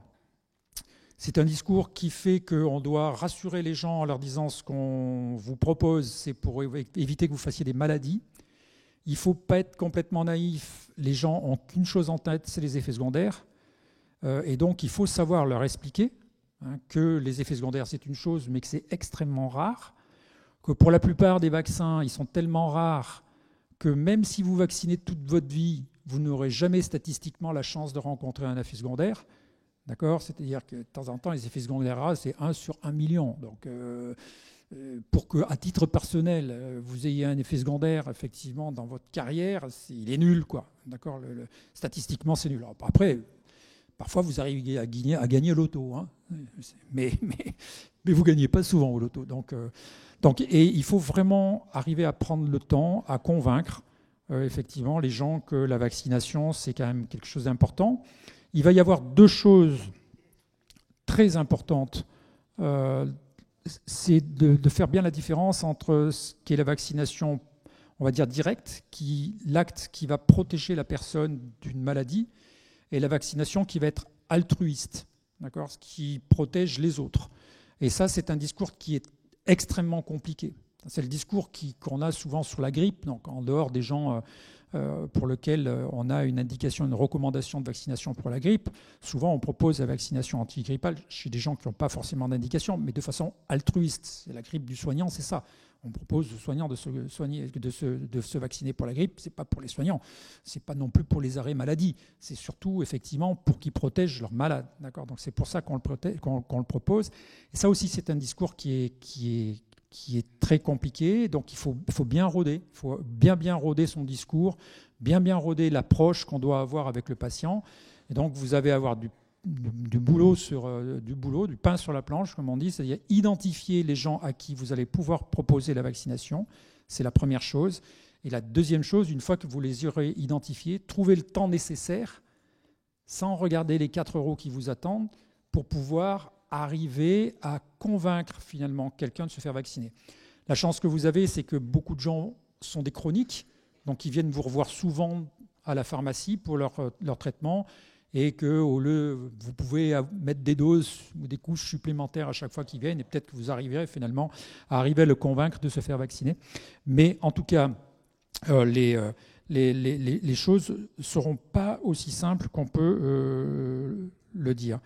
Alors, en plus de ça, et pour terminer, ou quasiment terminer, dans les vaccinations importantes, on a parlé de HPV, et vraiment là, il y a vraiment un objectif de santé, ça fait des années, je me souviens bien d'ailleurs, c'était avec Sanofi, on en avait parlé il y a déjà peut-être 15 ans, j'en sais rien. Comment pouvoir remonter la couverture vaccinale d'HPV, et ça, effectivement, en officine, je pense que ça va être extrêmement compliqué, quoi. Ça va être très très compliqué, d'une part, de détecter les gens, c'est-à-dire de savoir à qui vous devez proposer ça. C'est quelque chose d'assez délicat. Et deuxièmement, de trouver le temps de leur expliquer effectivement que c'est nécessaire. Je crois que là aussi, il y a un discours, il faut préparer son discours pour essayer d'être convaincant. Voilà. Après, vous allez bientôt être des vaccinateurs pour tout, en plus de la grippe, mais si j'ai bien compris, à partir du 1er janvier, vous allez être des prescripteurs. C'est-à-dire que vous allez prescrire les vaccins. D'accord ? Et en prescrivant les vaccins, vous prenez la responsabilité de votre prescription. Comme nous, les docteurs, quand on prescrit, on a une responsabilité. C'est-à-dire si ça me merdouille, c'est sur nous que ça tombe. D'accord ? Et donc, bien entendu, il va y avoir là, si vous voulez, ce que j'enseigne aux étudiants depuis des années, la vaccination, c'est comme tous les traitements, qu'ils soient préventifs ou thérapeutiques, il faut toujours avoir en tête le risque et le bénéfice. Quand le bénéfice est au-dessus du risque, la question, elle ne se pose pas. Quand effectivement le risque est potentiel et qu'il n'y a pas de bénéfice, il faut savoir le dire. Donc je crois que vraiment la vaccination ne doit pas être quelque chose d'automatique en disant allez-y, vaccinez, vaccinez, vaccinez. Je vous rappelle qu'en termes de responsabilité, il n'y a que DT coq polio, si vous voulez, qui étaient les premiers vaccins obligatoires, qui donnent lieu effectivement à une prise en charge par l'État si jamais il y a un problème. Toutes les autres vaccinations, y compris les nouvelles vaccinations obligatoires, s'il y a quelque chose qui se passe, c'est bon pour votre pomme, en tout cas pour le prescripteur. D'accord ? Donc c'est quelque chose qu'il faut savoir, ce qui veut dire que ce n'est pas un geste anodin. Bien entendu que c'est un geste facile, c'est un geste qu'il faut faire, c'est un geste qui est nécessaire effectivement à la prévention chez les fragiles et à la prévention de la transmission, mais ce n'est pas un geste anodin, c'est un geste dont vous devez prendre la responsabilité. Voilà. Et ce que je disais juste en une slide, c'est quand même, vous ne prenez pas trop de risques. Si vous regardez par exemple, c'est un exemple, les effets secondaires donc du ROR, une encéphalite, 1 sur 1 million, vous pouvez en vacciner des gens, ça ne vous arrivera jamais. D'accord ? Donc c'est ce qu'il faut expliquer aussi aux patients, c'est que le vaccin, c'est effectivement un des plus sûrs de tous les médicaments que l'on a. Et pour leur faire très bien comprendre, si vous voulez, c'est dire vous distribuez de l'aspirine, vous distribuez du paracétamol, la chance que ces gens-là fassent un effet secondaire grave avec du paracétamol, l'aspirine, il est 100 fois plus élevé que d'un effet secondaire avec un vaccin. D'accord ? Donc réellement, il faut voir la mesure des choses. Le vaccin, c'est quelque chose de très safe, d'accord ? Mais ce n'est pas parce que c'est très safe qu'il faut dire que c'est complètement, effectivement, anodin. D'accord ? Il y a une différence de terminologie. Voilà. Et maintenant, je vous souhaite une bonne suite et une bonne chance.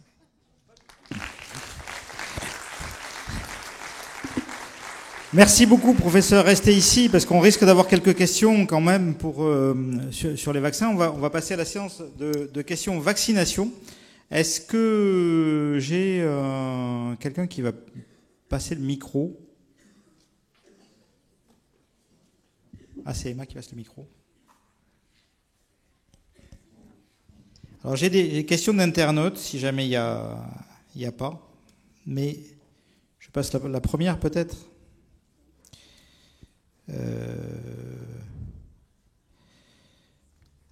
Alors, il y a deux questions qui sont un peu les mêmes pour vous. Vous avez un petit peu répondu néanmoins. L'élargissement des capacités vaccinales des pharmaciens, mais également des infirmiers et des sages-femmes, a-t-il un intérêt? Est-ce un problème d'accès à la vaccination, de nombre d'effecteurs, ou un problème de crainte vis-à-vis de la vaccination qu'il faudrait surpasser? Et un peu la suite, c'est rattrapage vaccinal, schéma incomplet ou non complètement connu, quand doit-on passer la main au médecin? Alors sur le premier aspect, oui, j'ai déjà partiellement répondu. On a des problèmes qui sont objectifs, quoi. On a des couvertures vaccinales qu'on n'arrive pas à atteindre. Donc c'est vraiment un problème. Donc plus on est nombreux à se donner la capacité de vacciner, et mieux c'est. Et donc à ce titre-là, que ce soit les sages-femmes, que ce soit n'importe quel professionnel de santé, je pense que c'est bien qu'on puisse donner l'accès à la vaccination pour pouvoir, on va dire, augmenter les chances.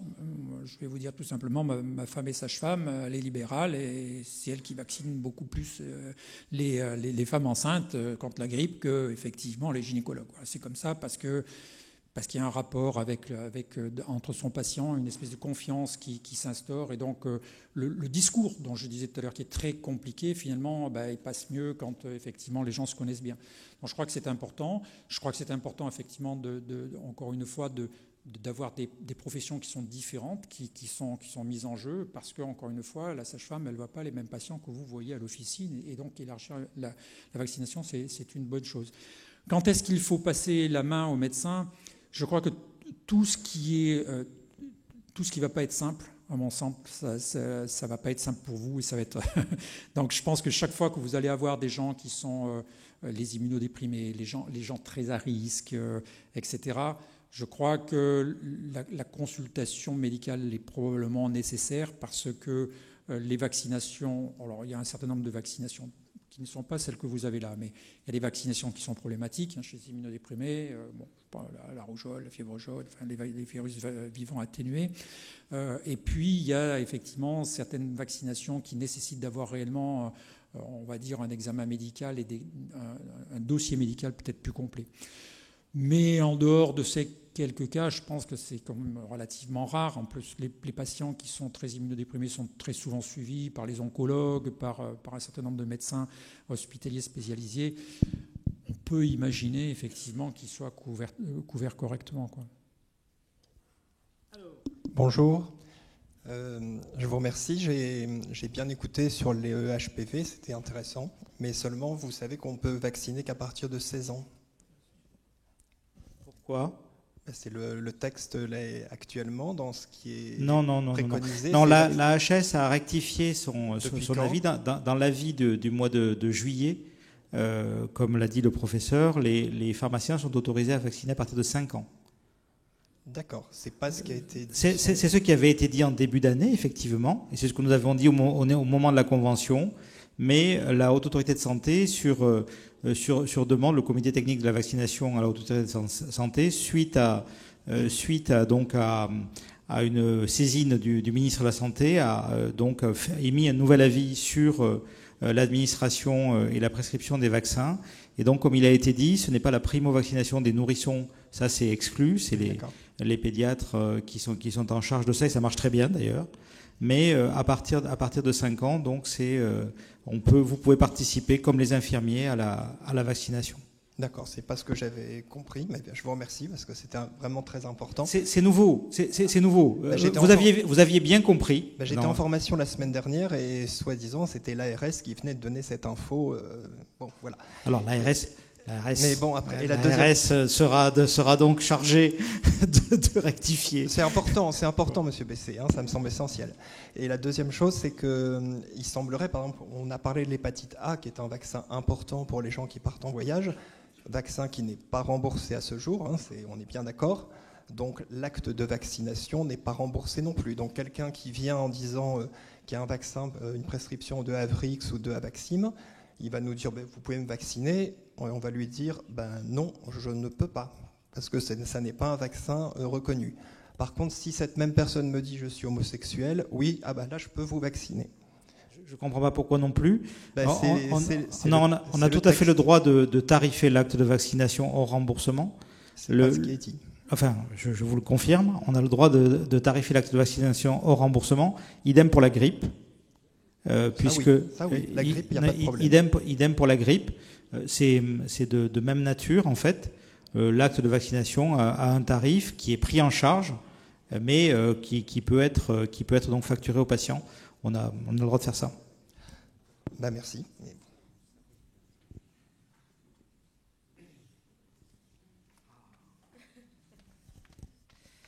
Alors la parole à Servane, qui est la représentante des relations et les professionnels à l'Association nationale des étudiants en pharmacie de France et qui m'accompagne pendant toutes les étapes de ce Tour de France.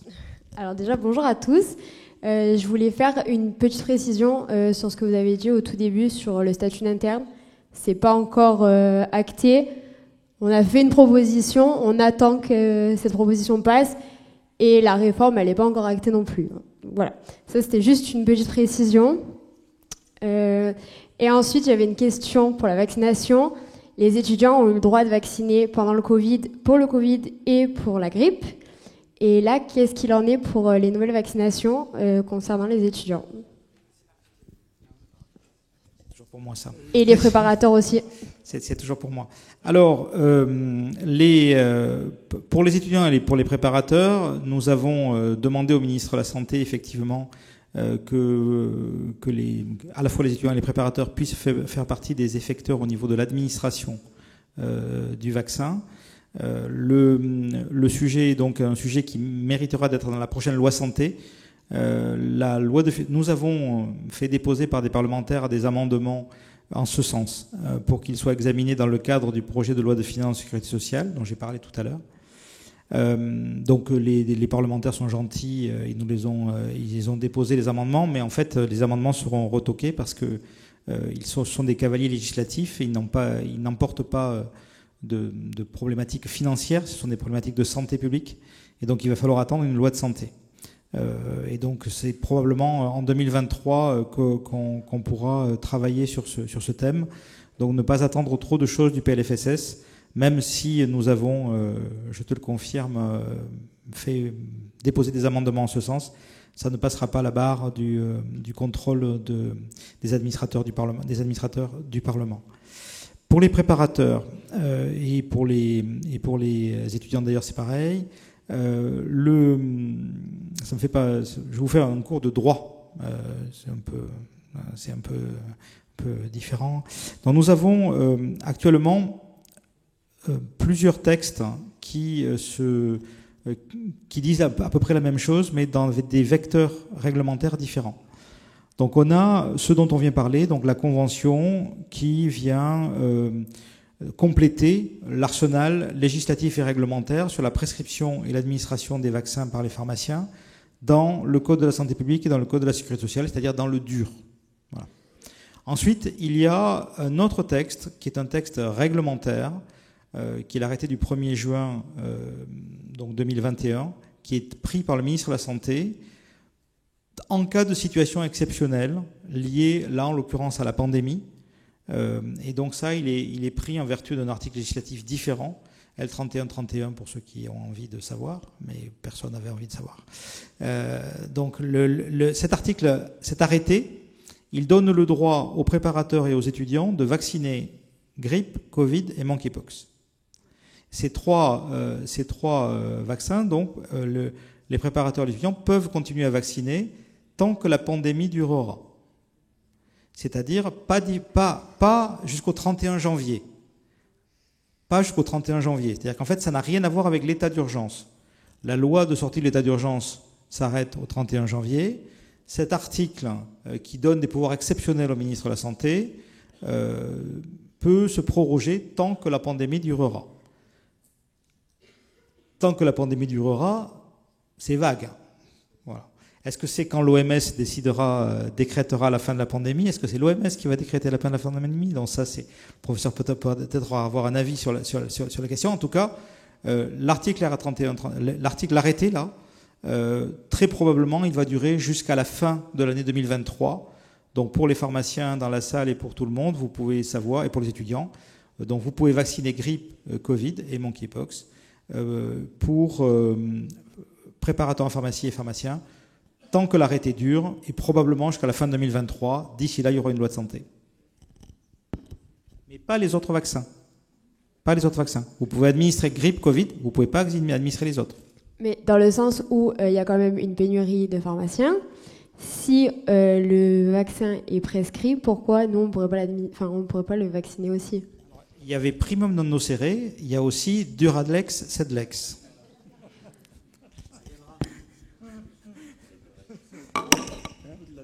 Bonsoir. Moi, je voulais simplement rappeler à tout le monde que tant que l'arrêté, le décret de loi n'est pas passé, de ne pas vacciner, parce que ça veut dire que les RCP, c'est-à-dire les assurances responsabilité civile professionnelle, ne prendraient pas en charge un éventuel problème dû à la vaccination. Donc être extrêmement vigilant, parce qu'on me l'a déjà demandé. On a contacté l'ordre pour ça. Soyez très vigilants de ne pas mettre la charrue avant les bœufs. Les étudiants, je pense que c'est prévu à terme que les 6e années, dans la nouvelle réforme, puissent vacciner. Et puis, je voulais juste te rappeler quelque chose.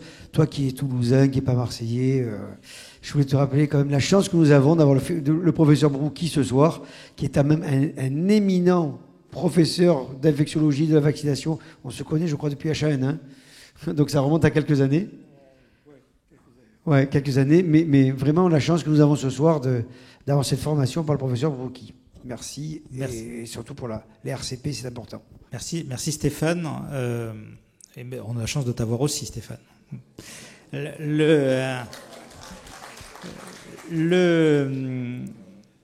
Donc deux dates pour résumer. 7 novembre, vous pouvez administrer les vaccins dont la liste vient d'être donnée, qui sont prescrits par le médecin. Et à partir du 2 janvier, vous pouvez prescrire ces vaccins une fois que la loi de finances sécurité sociale sera promulguée au journal officiel. Alors, je m'avance un peu. J'aime bien m'avancer. Donc Servan m'a repris tout à l'heure parce qu'effectivement, c'est une promesse de ministre, cette histoire de DES, c'est pas encore dans la réalité. Donc promesse de ministre, c'est là quand même. La LFSS, je vous ai dit 2 janvier, il faut quand même qu'elle passe.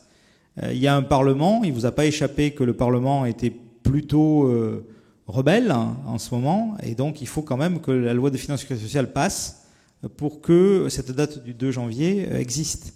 Donc j'aurai l'occasion peut-être de vous dire qu'il y a un souci, mais j'espère que non. Je pense que la loi, enfin, on a besoin d'une loi de sécurité sociale, quelle qu'elle soit. Donc, un jour ou l'autre, elle passera. Oui. D'autres questions, vaccins? Est-ce que j'en ai d'autres sur mes fiches des internautes? Les pharmaciens doivent-ils bénéficier d'une formation complémentaire pour vacciner par rapport à celle existante pour la grippe et le Covid? Alors, franchement, je crois que le professeur a été suffisamment clair. Pour injecter, pour faire la piqûre, non. Mais il faut que vous sachiez de quoi vous parliez. Donc il faut que vous puissiez savoir, pour convaincre les gens, pour répondre à leurs questions, il faut que vous sachiez de quoi vous parlez. Donc évidemment, on mettra à votre disposition des supports d'information sur l'ensemble des vaccins, sur comment aborder les choses. C'est très important. Oui, c'est juste pour confirmer effectivement que c'est très important et c'est finalement très très compliqué. Parce que si c'était pas compliqué, on y serait arrivé. Mais là, c'est très très compliqué. Donc du coup, c'est très important effectivement d'être formé. Voilà. À moins que vous en ayez une autre, je fais la dernière. Et puis après, on va passer à autre chose. Pas fait la Covid, pas fait la grippe. Pourquoi me lancer maintenant dans la vaccination ?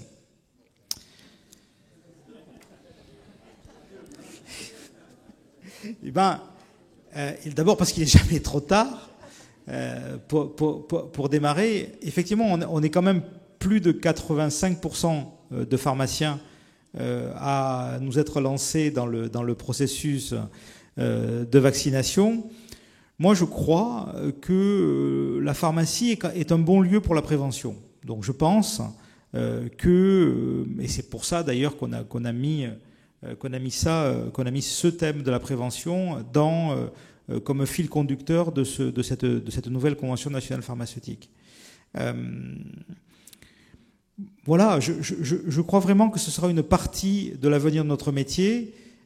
Si vraiment les confrères sont absolument réfractaires au fait de toucher le corps de quelqu'un, c'est peut-être pour ça qu'ils n'ont pas fait médecine d'ailleurs, hein, certains, il ne faut pas, effectivement, si vous ne le sentez pas, il ne faut pas le faire.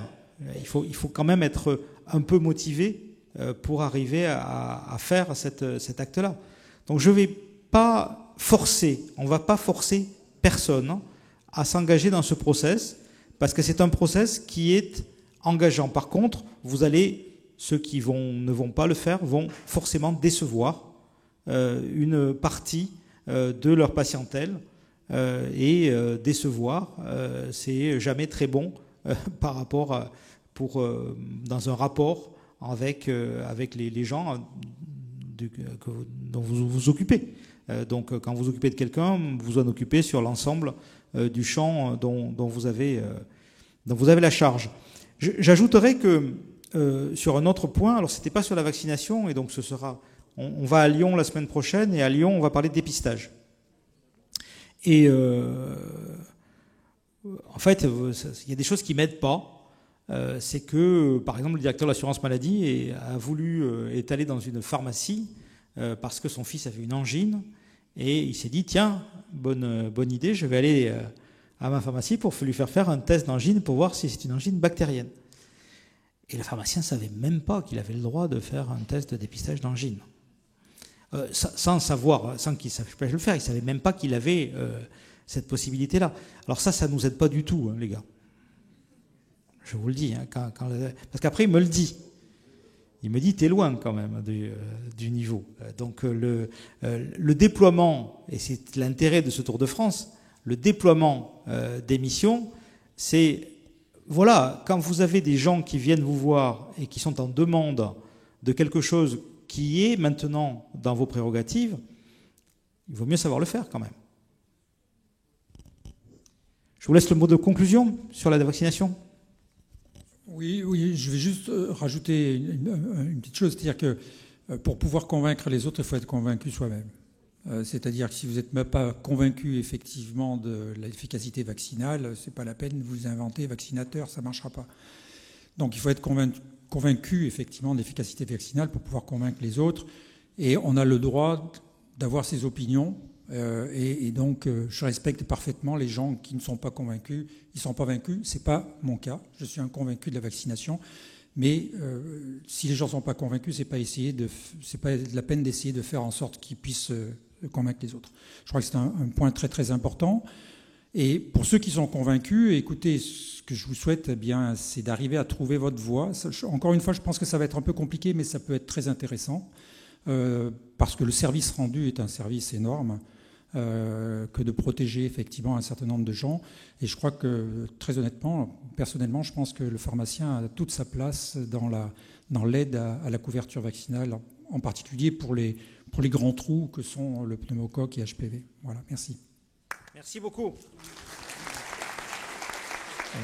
Excusez-moi. Merci beaucoup. On vous libère, professeur. Vous pouvez reprendre une activité normale. Excusez-moi, monsieur Bessé, excusez-moi. Oui. Il y a juste une petite question. Je voulais juste savoir où on en était au niveau de la prise en charge de nos déchets, justement, de vaccination. Très bonne question. Voilà. Très bonne question, elle est pour moi aussi. Donc je continue à vous libérer. En deux mots, nous avions jusqu'à présent une convention que la Fédération a dénoncée à échéance du 31 janvier, pour la récupération des déchets d'activité de soins des patients en autotraitement, concrètement les patients diabétiques essentiellement, qui font le gros de la collecte de ces déchets. C'est une obligation légale, mais il n'est pas dans la loi le fait que ce soit potentiellement gratuit pour les gens qui sont chargés de la collecte.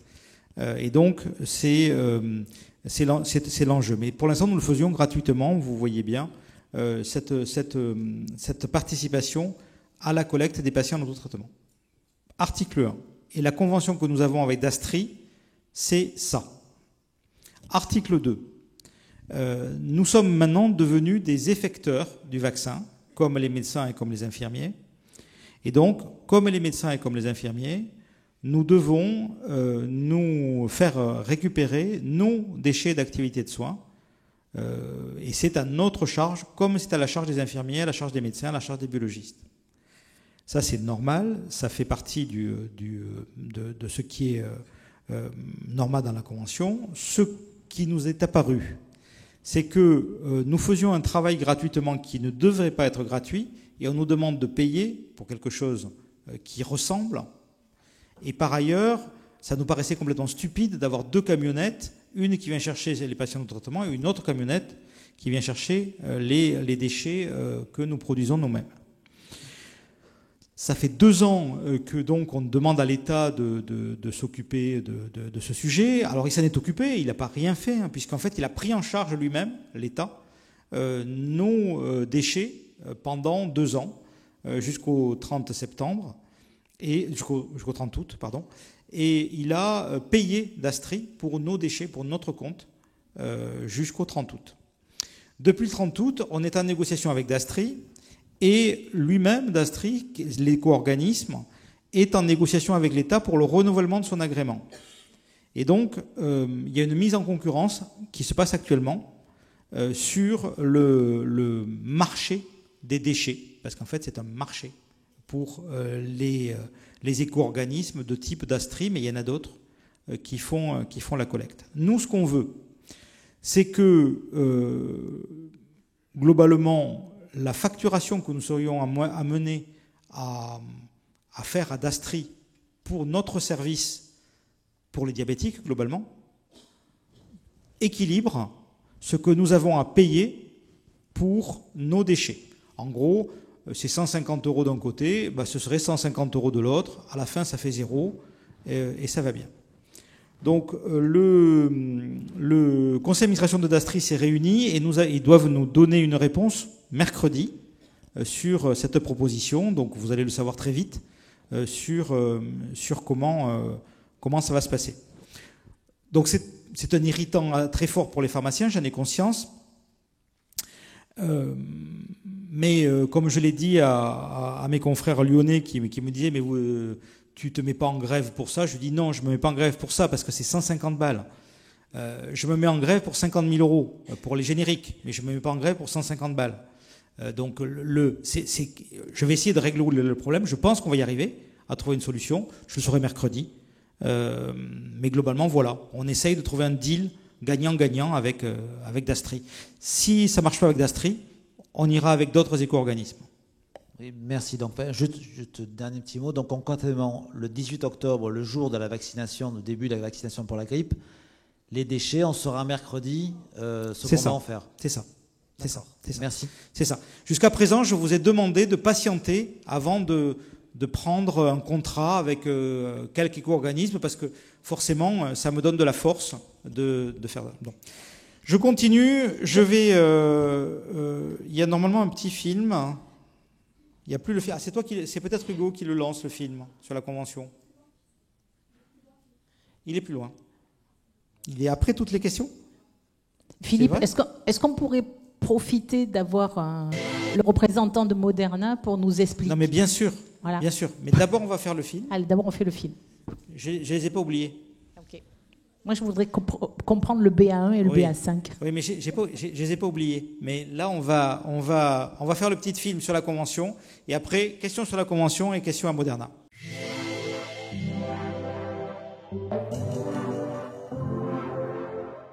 Amendée par 22 avenants, la Convention de 2012 était devenue illisible. Pour la FSPF, il fallait clarifier les relations avec l'assurance maladie et réécrire complètement le texte. L'enjeu pour le syndicat était également que la nouvelle convention permette à la profession d'entrer dans une nouvelle ère, celle de la prévention. C'est chose faite. Signé le 9 mars 2022 par les deux syndicats d'officinaux, l'assurance maladie et l'UNOCAM, ce contrat qui organise les relations entre les pharmaciens titulaires d'officine et l'organisme payeur pour les 5 années à venir accroît ainsi les missions des pharmaciens. Oui, mais quelle mission? Prévention, accompagnement des patients, soins de premier recours, mais aussi une meilleure implication pour améliorer le bon usage des produits de santé. C'est également un virage numérique inédit et pour la première fois, la prise en compte des enjeux environnementaux tout en actant la poursuite de l'évolution du mode de rémunération des pharmaciens. Entrée en vigueur le 7 mai dernier, la nouvelle convention se met en place étape par étape.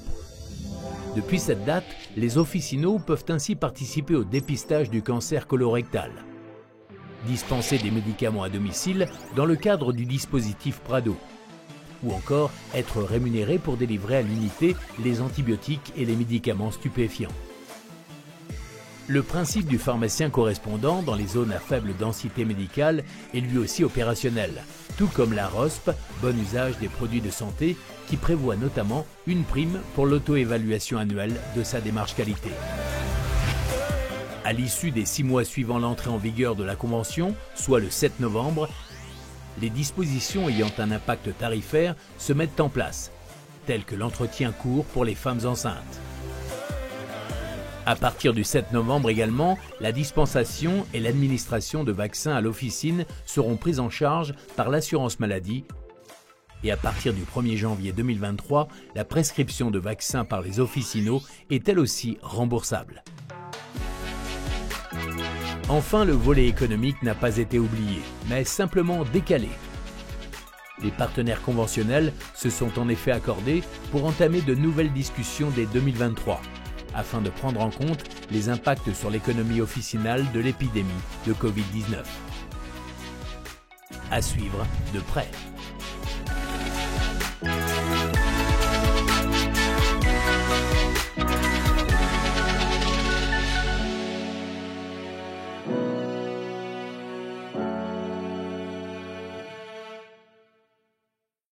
Bien, merci pour ça, pour ce film, et à nos partenaires. Et justement, effectivement, moi j'ai 2 questions qui sont pour notre partenaire de Moderna. 2 questions. Une qui a été posée tout à l'heure par Valérie. Les vaccins Covid bivalents, qu'est-ce que ça change? BA1, BA4, 5, quelle est la différence? Doit-on s'attendre à des effets secondaires plus importants? Ça, c'est la première question. Et la deuxième question, qui est un peu plus prospective, avec l'avènement des vaccins ARN, est-ce qu'on va utiliser bientôt cette technologie pour tous les vaccins? Est-ce qu'il va y avoir de nouvelles pathologies qui vont être dont des traitements préventifs vont pouvoir arriver sur les vaccins? Rapidement. Rapidement, oui. Merci, bonsoir à tous. Je suis Arnaud Chéret, je suis directeur médical Moderna France. Tout d'abord, je voulais vous remercier, les pharmaciens, pour le rôle que vous avez tenu pendant la crise Covid, pendant 2 ans. Vous avez entendu Moderna, mais sans connaître personne de chez Moderna. Donc voilà, maintenant on a la France, on est exploitant pharmaceutique depuis octobre 2021, donc c'est tout nouveau. J'ai rejoint Moderna en novembre dernier, donc ça fait moins d'1 an. Pour répondre au bivalent, tout d'abord, je pense que le mot-clé, c'est adapter.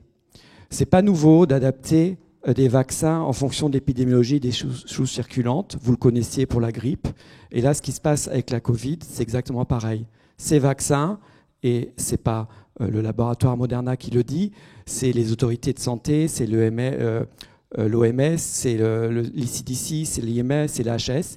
Ils sont adaptés aux objectifs de santé publique définis par l'HS. Et les objectifs de santé publique, à l'heure actuelle, pour cette campagne vaccinale, c'est la mortalité des personnes les plus à risque. BA1 bivalent ou BA1 bivalent BA1 ou BA4, BA5, la HAS reconnaît que ces 2 vaccins peuvent être utilisés indifféremment. Et pourquoi indifféremment? Parce que le plus important à comprendre, c'était d'intégrer la composante variant Omicron dans le vaccin. Et pourquoi intégrer cette variante Omicron? C'était pour augmenter la réponse immunitaire, espérer qu'elle soit le plus large possible, en présentant plus d'épitopes en quelque sorte, en mettant de codants pour différentes spikes, et on l'espère pour augmenter la durabilité de la réponse. On avait chez Moderna, je ne sais pas si vous suivez la littérature, mais un proof of concept bivalent qui était ancestral bêta, et on a pu montrer qu'à 6 mois, on conservait cette supériorité en termes de réponse anticorps. Et ce qui est important aussi à garder à l'esprit, c'est que ces bivalents ne sont pas seulement efficaces sur le soulignage qui les compose. On a démontré que ces bivalents ont une meilleure réponse sur l'ensemble des soulignages testés. Donc le BA1 aussi a une meilleure réponse sur BA4, BA5 que le rappel monovalent. Ça, on l'a démontré, ça a été fourni aux autorités et à l'HAS. Et aussi, voilà, ça, ces vaccins bivalents aussi ont une meilleure réponse sur les autres variants qui ont pu historiquement circuler. Ça aussi. Donc c'est vraiment raison pour laquelle c'est adapté. Et l'HAS souligne que, notamment à l'heure actuelle, on commence à avoir un certain recul sur les vaccins ARN messagers, c'est vrai. Sur la tolérance, voilà, ça, on a des données comparatives dans les dossiers d'enregistrement. Pour le bivalent Moderna BA1, c'était utilisé en deuxième dose de rappel, donc c'était le rappel monovalent ancestral, 50 microgrammes, versus 50 microgrammes le bivalent, et on a pu montrer que la réactogénicité, les effets indésirables collectés, donc réaction locale ou systémique type syndrome pseudo-grippal, étaient exactement de même nature. Et de manière générale, la littérature et les données d'expérience américaines montrent que la réactogénicité dans la vaccination contre la Covid est la plus forte au moment de la deuxième dose de primo-vaccination.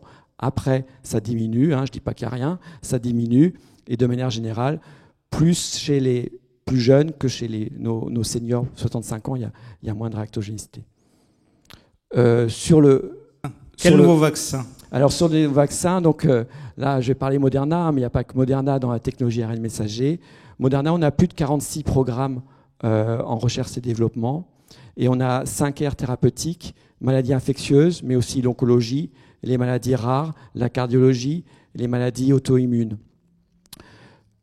Ce qu'on a en phase 3 comme essai de développement, c'est un vaccin grippe qui est ARN messager, qui comprend lui 4 brins d'ARN messager qui ciblent les souches grippales déterminées par l'OMS. Donc ça, on est déjà en phase 3. On a également en phase 3 un vaccin contre le VRS, le virus respiratoire syncytial, chez l'adulte de plus de 60 ans. Alors, on connaît le VRS chez la bronchiolite, mais c'est aussi un besoin médical non satisfait en termes de prophylaxie, le VRS chez les personnes les plus fragiles. Et on a aussi également en phase 3 un vaccin à l'étude contre le CMV chez la femme en âge de procréer. Après, la stratégie Moderna, du fait de la flexibilité de la technologie, donc on a montré qu'on pouvait adapter les vaccins aux souches circulantes. On va pouvoir aussi, à terme, c'est notre objectif, de combiner de protéger contre plusieurs virus par un même vaccin. Donc on a déjà actuellement en phase 1 un vaccin candidat qui pourrait protéger grippe et Covid en une seule injection.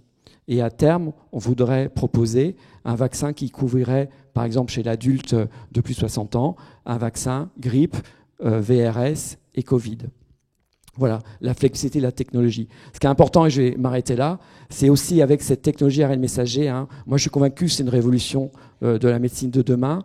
On voit qu'on a pu s'attaquer à des pandémies mondiales, mais on ira demain dans la médecine ultra personnalisée, en oncologie, où on pourra faire des biopsies des tumeurs, repérer les néo-antigènes et induire une vaccination contre ces néo-antigènes spécifiques à la tumeur d'un patient donné.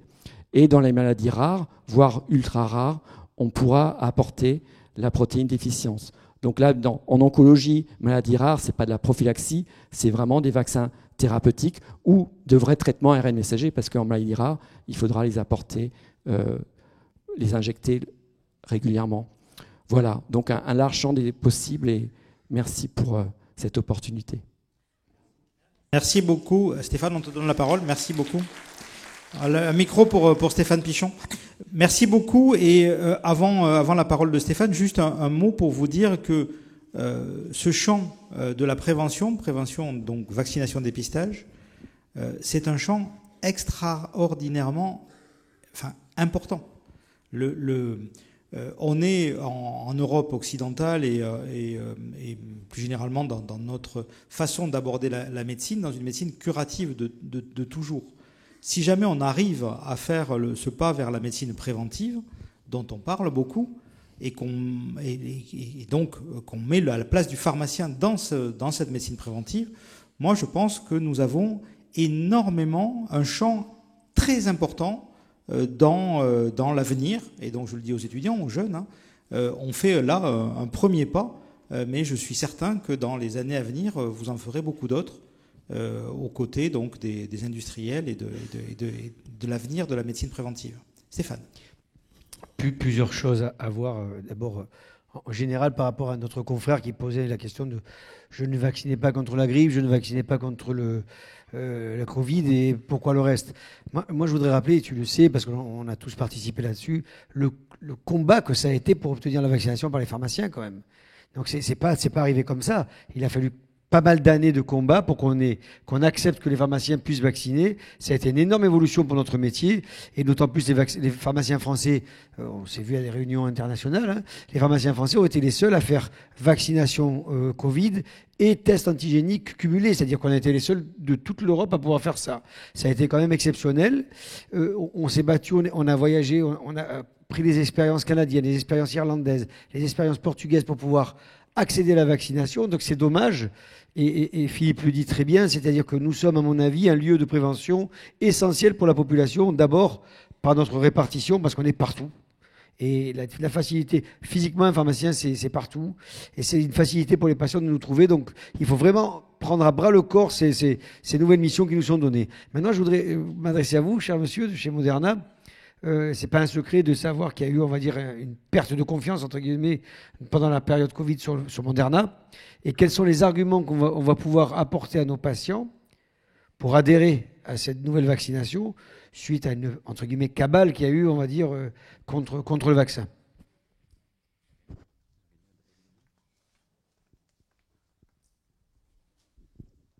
Oui, merci pour la question.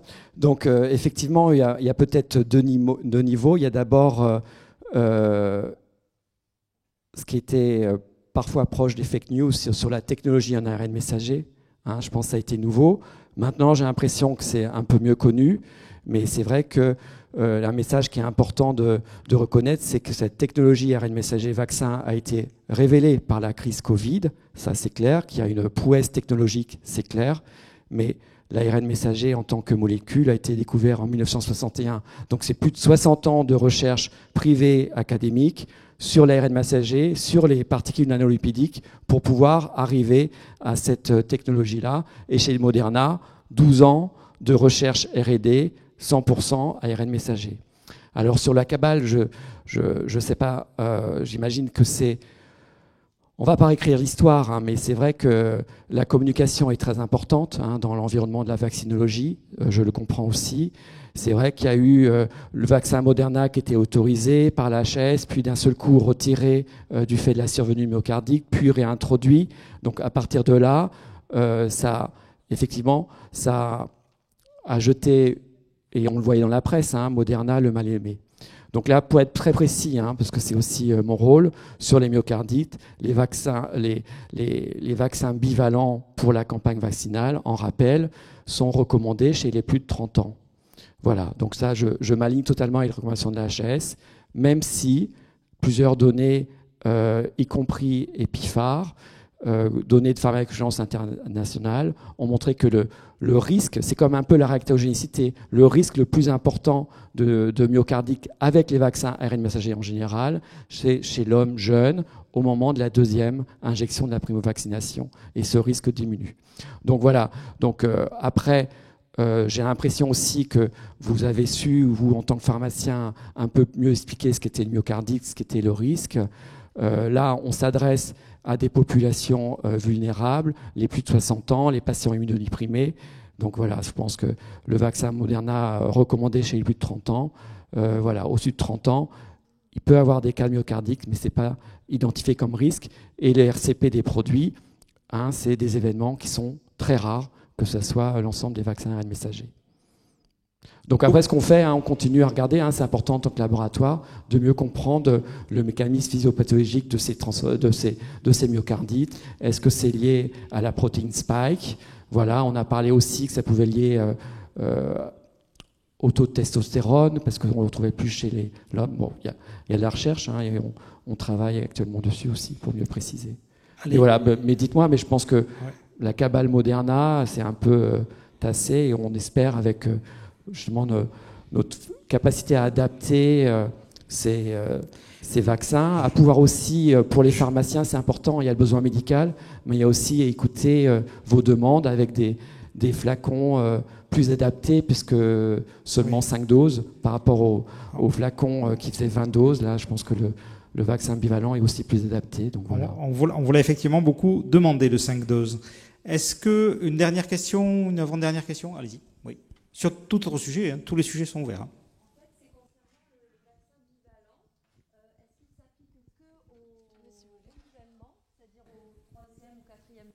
Oui. Est-ce que quelqu'un... Donc il faut qu'on ait les deux en fait. Alors en fait, la HS indique le vaccin de la souche Wuhan, la première souche, pour la primo-vaccination, c'est-à-dire les 2 premières doses